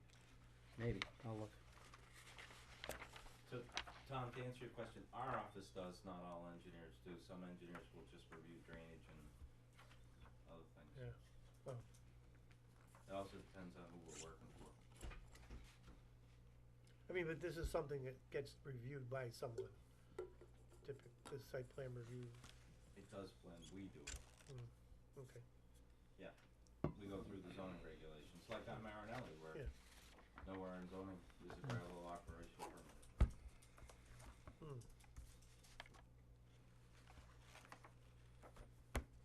Picky. Hang on, huh? It's the details that get solved. 2.5 million, wow. I don't see any reference to it in article 9 either. I'm not seeing it either. The only thing I have a recollection of is an accessory building on a lot of less than 5,000 square feet. Well, there's one in this project, that little pump house Yep. would be exempt. Yeah, separate building. It's small. Article 9, site plan approval.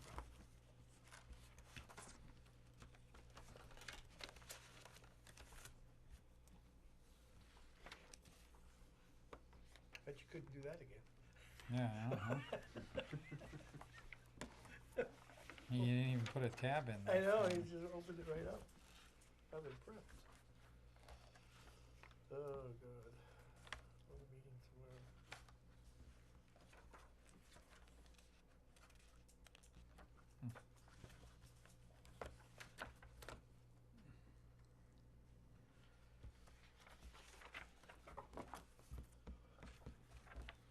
Alright, not to take up the time looking stuff up right now, but Yeah, we're all kinda anal like that. We don't like, Yep. we don't like to answer those questions. We sit here too long trying to do this stuff. But as I said, in trying to make this response follow your previous letter, I did use excerpts right out of here, so you, sitting with your letter, you should be able to sit and tie these bulleted items, and the bold italics response to those items, so. top of the third page, says 4.4 and 4.5. Yep. We already went over that. Yeah, but, I mean, I'm looking for the references.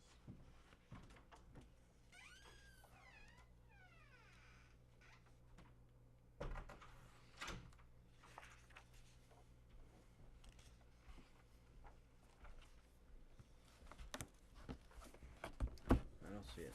Okay. No, I didn't see it, except for that. We will get the bottom special page. permit filled out.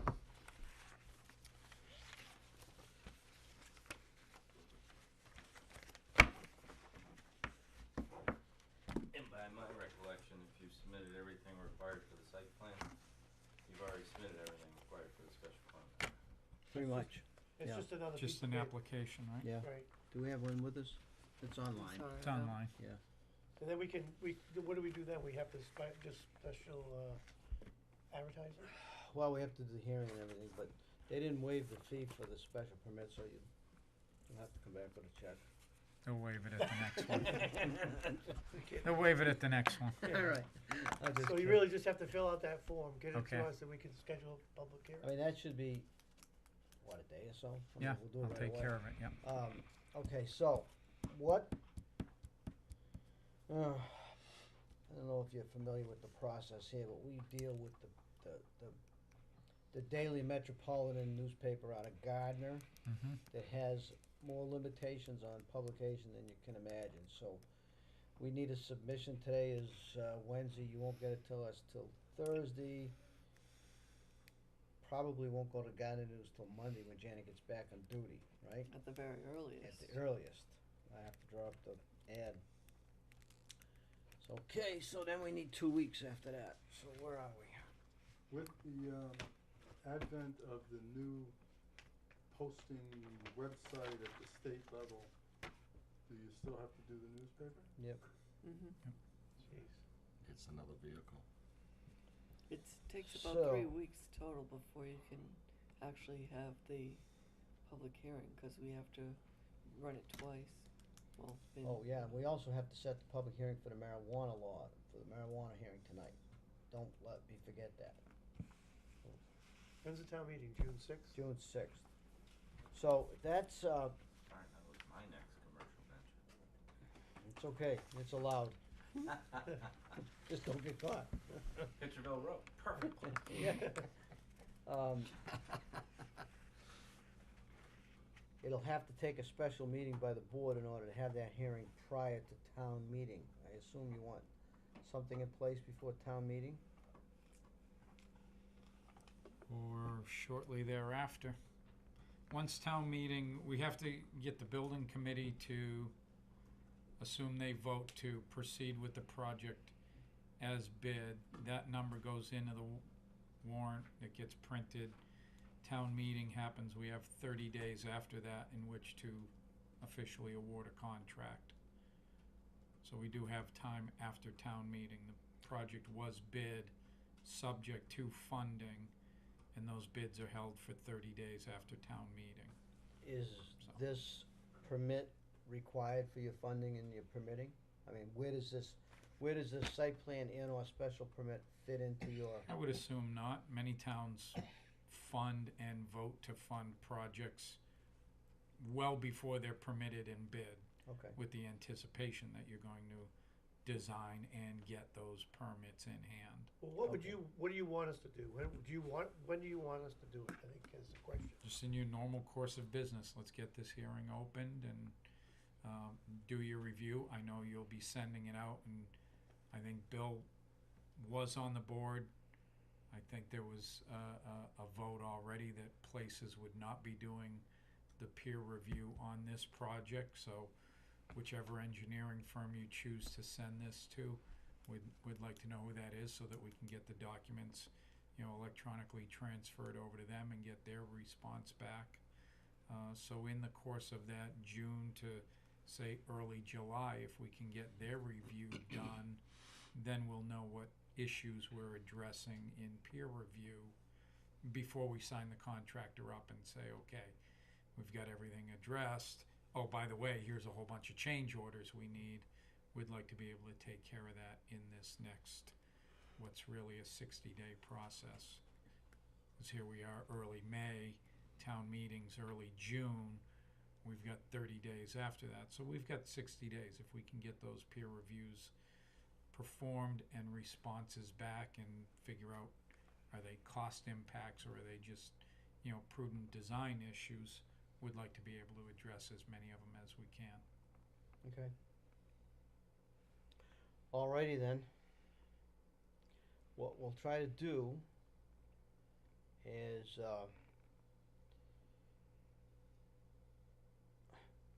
You said 3 weeks, Janet? well, Well- here's the logistics of it. Town meeting is June sixth, planning board's June seventh, which impacts primarily the hearing that we need on the marijuana moratorium bylaw, because we have to have that before town meeting. And since we have to have that before town meeting, if we get everything ready, we can schedule this hearing at the same time. Okay. And that's the best I can tell you. We're working on dates, do the whole Yep. thing, get it done as soon as we can. What do you need from me or from the project? Well, what we'll do is we'll take the application and Okay.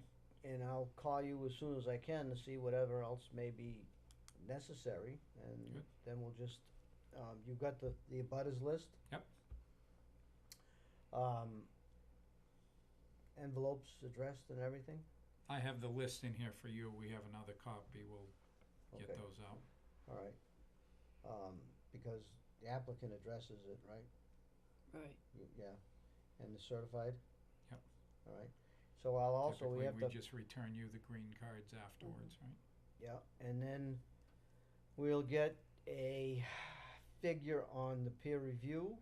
We'd need to check for Yep. that, and I think it's about it, I mean, all that Excellent. stuff is in motion. Yep. And we'll advertise it as well. We'll need money for advertising too. Yep. Fine.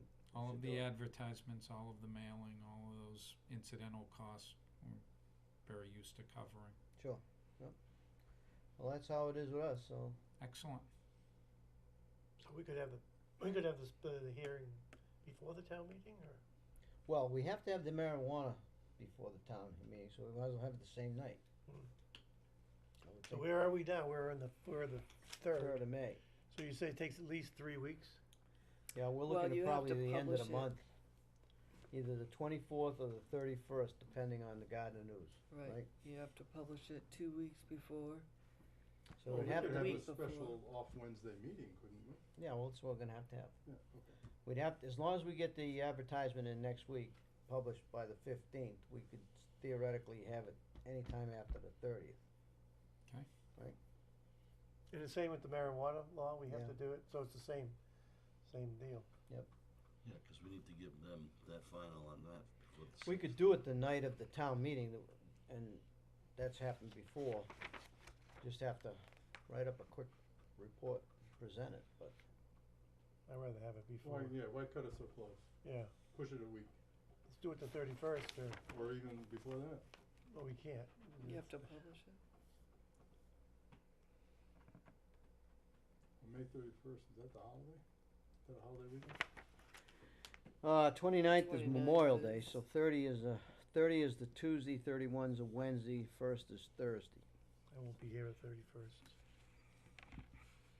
Sorry. Be there. So we'll work on it, that's all I can tell you, no sense in keeping you here for this, we'll figure that out, and, so why don't we, I didn't see it, so did you have the site plan that we can sign, give you a copy of the application for the site plan? That shouldn't be a problem.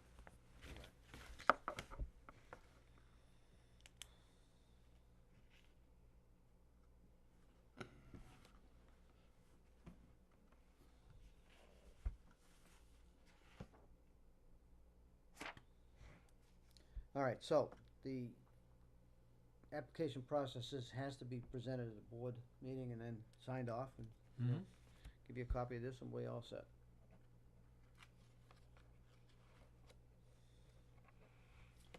That's a signature of receipt.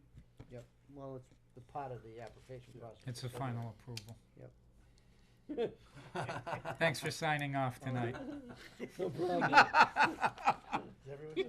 Yeah, my. Ah, you know, might catch you tired this late at night, why not?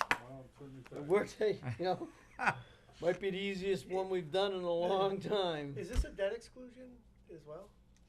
On the, I believe, I don't know. I don't know that. I thought, You were at the meeting last night. I know, What'd I they say don't for the remember. budget? I thought it was, because they'd have to have a vote I thought it was a debt exclusion, what I read. Yeah, at the, when would the election be? well, it's the 13th. Oh, it is? The town Yeah. election. Oh, Town okay. meeting's the 6th and the election's the 13th. Oh, okay, yeah, I see. There's a sign as you walk out. Oh. I thought it was a debt exclusion. Janet, if you'll make a copy of that for Yes. him, we'll keep it. There you go. Uh, I'm used to this machine. Thank you. I'm not. All right, You want more than one, sure. or just for me? I need one to hang on to, and I'm gonna give the original to Joyce. Oh, I see, okay.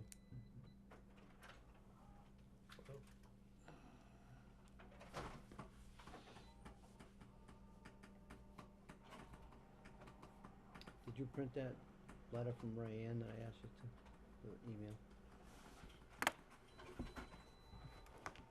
I think it's in that pile of stuff I gave you. I didn't see it, we'll look. Thank you.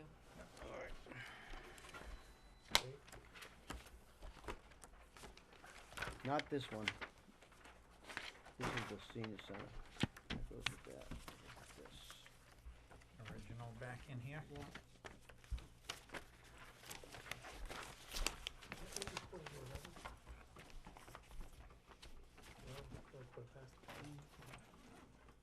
Well, thanks for coming in tonight so late. and, No problem. Take tomorrow off. You'll be all- Nope, Northbridge. Same thing all over again. Thank you. We enjoy it, thank you. Thanks. Good night. Good night, Tony, thank you. See you, Bill. See you, Tony. All right, what I did not get until today was a note from the Board of Selectmen via Rayanne resubmitting the marijuana moratorium article so that we can have the hearing on it. I didn't know Oh, that's what that's you mean. Here we go. Okay, so, let's see.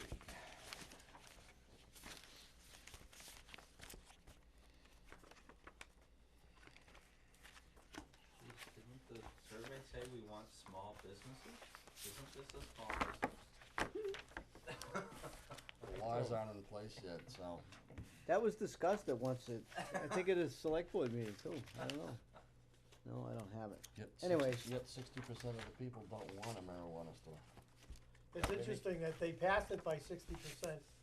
The vote in Hubbardston, 60% of the people voted for the marijuana law. Yeah. And 60% of the people voted.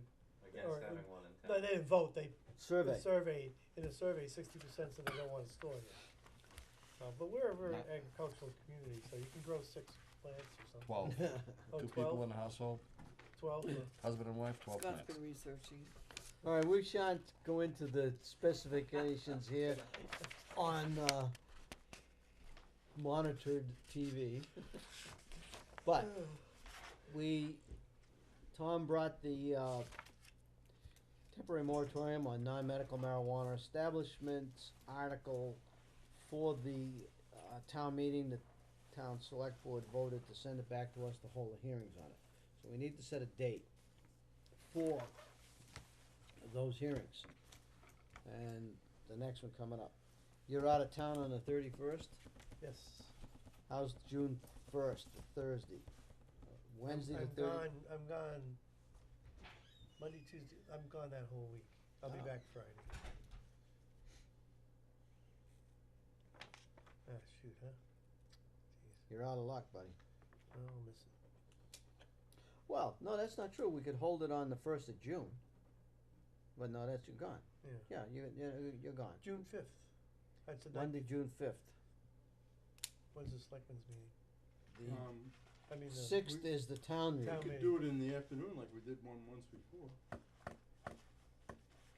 Could. Well, the issue is not whether it's PM or AM or Well, I'm just whatever. trying to. The issue is the the publication and the time of it. I don't think we could ever get it in time for the week of the 22, 3, 4, 5, What do we or have 6, to do or to get 7. it in? The Has to be Garden written. News needs 4 days. So before they even publish it, they need to have 4 days right off the bat. Then it's gotta be published 2 weeks before and 1 week before. 2 times. Yeah. But that's only a 2-week period. It's 2 weeks before and then 1 week before. Right. Right. And So we it- don't have it in our hands yet. However, Right, it takes we about do. 3 weeks by the time you get it Oh, back. we do have then. that? It's right there. It actually is a 15-day lead time, because it has to be the day before the hearing. The 14 days Right. have to fall the day before the hearing. So the earliest we could do it would be the 30th, but I would suggest we probably shoot for either the 31st or the 1st. Wednesday the 31st, Thursday the 1st. I don't care. 31st. Thursdays are not good for me. Uh, I agree. And it has to to, All right. has to fall on a holiday. Wednesday's I not might a be able to holiday. make it, we'll see what happens. Public No, hearing, most 7 people p.m. take off. Mary Jane moratorium. And the school, and the senior center. Maybe, yeah, and senior center, right? Yep. What date? 31st. May 31st. You wanna do it at night or you wanna do it during the day? or What day is that? Sorry. Wednesday. I'd prefer the evenings, but Yeah, at night. 7 o'clock, 6:30, we could start either time. So we gotta get a couple notices going then, Yeah, I know. get it to them next week. I'll have to write these notices on if that special permit, of course, you won't be here one tomorrow. Well, I'll have to come in on Monday and write them, that's all. That way you get them to them on Monday's Tuesday. soon enough. Ugh, there goes my fishing trip. You don't eat fish anyway. You buy it at the grocery store. I'll buy you a fish. Bring it down the store. Do you want me to bring it, drive it down there for you? Instead of mailing it, I'll just hand deliver it, then we'll save a day or two? The what? When you get all the permits, or you just do it online? For the advertising? Yeah, she just does online. Oh. So, yeah. What do you mean? Oh, you mean go to the Garden Yeah, News? you Oh, don't no, I have to- just So emailed What time is it on the I didn't know 31st? what you meant. 7 p.m. for the Well, the you can give 'em a marijuana heads up and that it's coming, 7:30 couldn't you? senior center. They're not gonna do anything until Nothing. they have They the have those actual. special- 7 o'clock is up, the first meeting. Yep. Okay. 7 o'clock's the first meeting? That work for everybody? Yep, works Looks for good me. from here. Sounds good to me. Gotta get here a couple minutes early, so yeah. I'll be sitting in a pub. There you go. Having a stout. Actually, I'll be asleep. 3 o'clock in the morning. All right, so has everybody got a copy of the article? No. Okay. Janet, you wanna send us electronically the copy of the article? Didn't I give you guys all Can a I copy just last time? get a peek? Yes, I did. Yep, you did. We already got it. Okay, if you did, I've got it at home. That's why I didn't make copies this time, so I said, well, I already gave that out. Who needs one? Might as well. All right. One more thing and we're done. Oh, 2 more things. We got a gravel thing. Gravel report update. Well, we just have to vote, you've all seen the draft copy, the selectmen have seen the draft copy. We just have to vote, To make it official. make it official. All Yeah, right? we didn't make any changes to it. Just So- your name, we spelled your name There correctly. might be a change. Did you? Joyce asked me to bring up the fact that this back portion, I'll show it to you guys. Oh, wait, we'll wait for you to get back. To this? To the marijuana or to the gravel draft? Marijuana. I'm sorry, were you talking Oh, about? we were Yeah, talking we're talking about about gravel. Oh, sorry. we who eat, sleep, and drink gravel. Lately. There's 2 pages for the marijuana thing. You have yours, you said? Oh, yeah, I wrote it. Copied it. Thank you. I didn't copy, Who I else? copy wrote it. Actually, the attorney copied it. I gave him a copy of a copy and the attorney wrote it. so- Holy Then- So the portion of this that, I Article Is- 17, is that what we're looking at? Yes. On the backside, Joyce pointed this out to me and she asked me to bring it up to you tonight. The moratorium, the legislature is for the non-medical marijuana. Right. See where it says, do you have In parentheses, medical marijuana? so we Is- should eliminate that? We don't have any zoning for that currently. We Yeah, don't but zone the, it for the any- whole sentence says, this temporary moratorium should not affect in any way. The use of land or structures. Which are governed by zoning bylaws, which we don't have any zoning bylaws. Right, well, But it that- doesn't For the affect it. medical. But does, even if we do have it, we wouldn't affect it, it wouldn't affect it. She asked me to bring it up. Yeah. I brought it up. Alright, so wait a minute. I think the use of the words for medical marijuana is correct. Well, wait a minute, whoa. The moratorium is on non-medical Correct. marijuana establishments. Right. So, It's for the this shall average not Joe. affect in any way the use of structures for registered marijuana dispensaries for medical marijuana, which are governed. So, we don't have that as regulated either. Is what Joyce is saying, Right, this last sentence. right? She was wondering if you wanted to take it out, because there's nothing in the zoning bylaws for medical marijuana She was that won- would be exempt. So she was wondering if we eliminate the whole sentence. I think so. Well, I would say we could probably just delete after the after the comma, which are governed by section blank of the zoning bylaw. Well, I mean, it's a statement, And you could remove the parentheses and just say Yes. dispensaries for medical marijuana, period. yes, cause it's a moot point. We Yeah. don't have one, it's not gonna affect it. Okay, but we well, don't, will the town actually move in a direction of creating a section in the zoning bylaws for medical marijuana? Well, but we- that doesn't matter right We now. may, For- we may or we may not. For Well, this, It's also though. a 4-year-old issue. Medical marijuana's been Right. 4 years old, I think. We haven't done anything. Right, so we can just leave it as a statement, Scott. We don't need to worry about what it's gonna happen. But we don't have a section in the zoning bylaws that governs it. So we'll just cross that last section out and delete the parentheses and end that with a period after marijuana. What, Okay. you literally could say, shall not affect in any way the use of land or structures for medical marijuana dispensaries.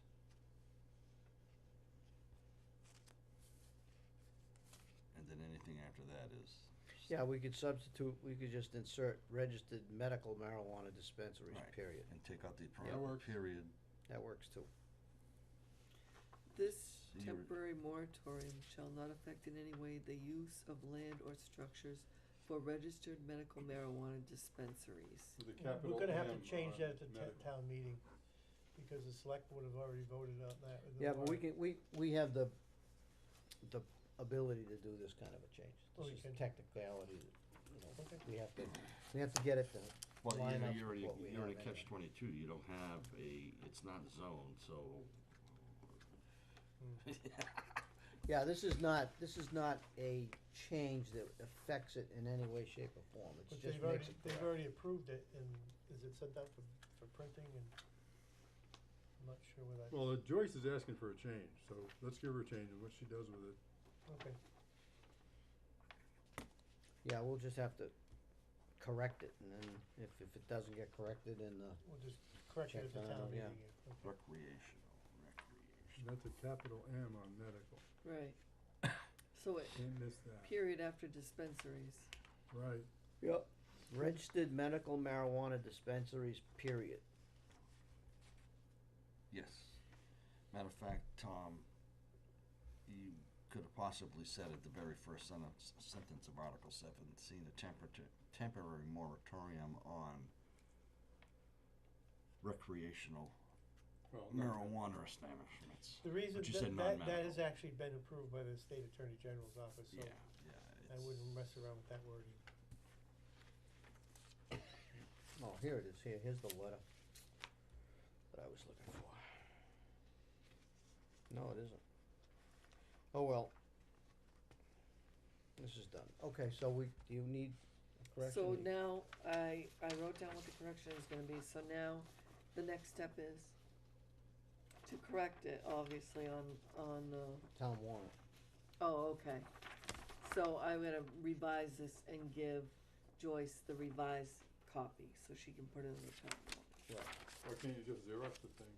She's gonna revise the master. Well, you gotta do this, I'll take care of that tomorrow, because Okay. you're not gonna be here till Monday, and this is kinda time sensitive idea. about, Yeah.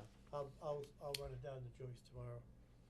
Okay, that'd be fine. And I'll, I mean, we're just correcting the language, that's all. Right, we're and I'll doing. run it by Should I Leanne. just give her this, slide it under the door when I go back across the street? She won't know what it means. She I'd will, rather because move. she's the one that brought it up. I know, but I wanna, Okay. it has to go to Leanne, actually, I think, as well. So, it'd be easy just to hand deliver it and, Well, it's up to them, I mean, it's their correction, we're making a correction on it, they'll substitute it and put it into the warrant, but we're gonna have the hearing on it regardless of that last sentence, right. okay, so. That works for me. You had another one, Vin? Yes, Short one? yes, we wanted to arrange a site visit for the Gardner Road Solar Facility. Oh, yeah. When would people go? When you wanna go? Next week, this week, tomorrow? This reminds me, weren't we also gonna do a site visit to a reclamation? Where? Someplace they're doing reclamation. There was a woman that sat here 2 meetings ago that said she's in them Oh, every for day. RMI, yeah, we could do some of that, but we don't have any information on it tonight. Yeah, we forgot to She ask. wasn't here. Yeah. She wasn't here. Well, Okay, so, anybody wanna do a site visit, we wanna postpone that, or you wanna me to set it up and everybody be there when we can? I'll make room for it anytime after somehow. the 8th, Of June? May 8th. No. Anybody else got any restrictions? Just let me know when. Okay. Finally, we need to finalize the gravel report to the select board that Tom, Scott and I presented last week, 2 weeks ago. It's in draft form, so everybody should have a copy of it. Have you read it? If you haven't, Did it come around? Did it get distributed by email? Yeah, Yeah, Alright. you have a copy of it in there tonight, too. it's right here. Janet gave us a copy. So we revised it, you and I made some changes before we went in there, remember? I can't remember what I did. Oh, okay. Earth removal report to select. Oh, this one. Yeah, Yeah. the draft, yeah, it was marked, originally marked draft. Right, and I asked you if this was final, and you said yes, I wrote The, final on the, it. the one you got Well, tonight was the final one. We will vote to make the draft final. That's what we have to do, I because didn't see the word draft here no more. we presented it to the select board because we were mandated to do so before the 15th of April. However, we'll now authorize this as being final and submit it to them as the final proof, that's all. Yeah. This is So anybody have any, substantial have corrections, some, deletions, additions? In your verbal or oral presentation of this, you talked about taxes being recovered and back. Yes, I did use the reclamation projects and what their effects were, yeah, but, It's not in the status report. right, not in the status report. Okay. I like that, status report. Well, cause there's gonna be another one and another one and another one. Yeah, yeah. Then, if that isn't necessary to be included, then this looks comprehensive. I think that was just making a point, don't you, Tom? Yeah, it was just general discussion. Yeah, General, it came up at. and background. Right, It was very well done. no, thank you. Tom did a nice job in that report. Well, you didn't. Were you making the motion, Tom? Yes, I'm making the motion that this, document that we've got handed out to us tonight, titled Earth Removal Report to Selectmen dated 4/18/2017, be submitted as the final. I second it. All in favor? Opposed? Aye. So voted. Thank you, Janet. Thank you, one and all. And now, There is one, other thing, yeah, of what? I got 2 L's in my name. Oh, I don't know if someone can use that Too bad you should have said that before we voted on it. I know. I'll fix Then it. leave it alone. That's I'll fine. fix it, I'll fix it. Cause I'll send her a copy with it doesn't say draft. Gotta make those questions made before the vote, you Too know? late. Too late. I Alright, make a motion, we adjourn. No. oh, so early? I'll second that. 10:30. Did you have one more? And Janet, No, we're done. Janet, this was a complex meeting, and you did a very good job, thanks. Janet, did you want this?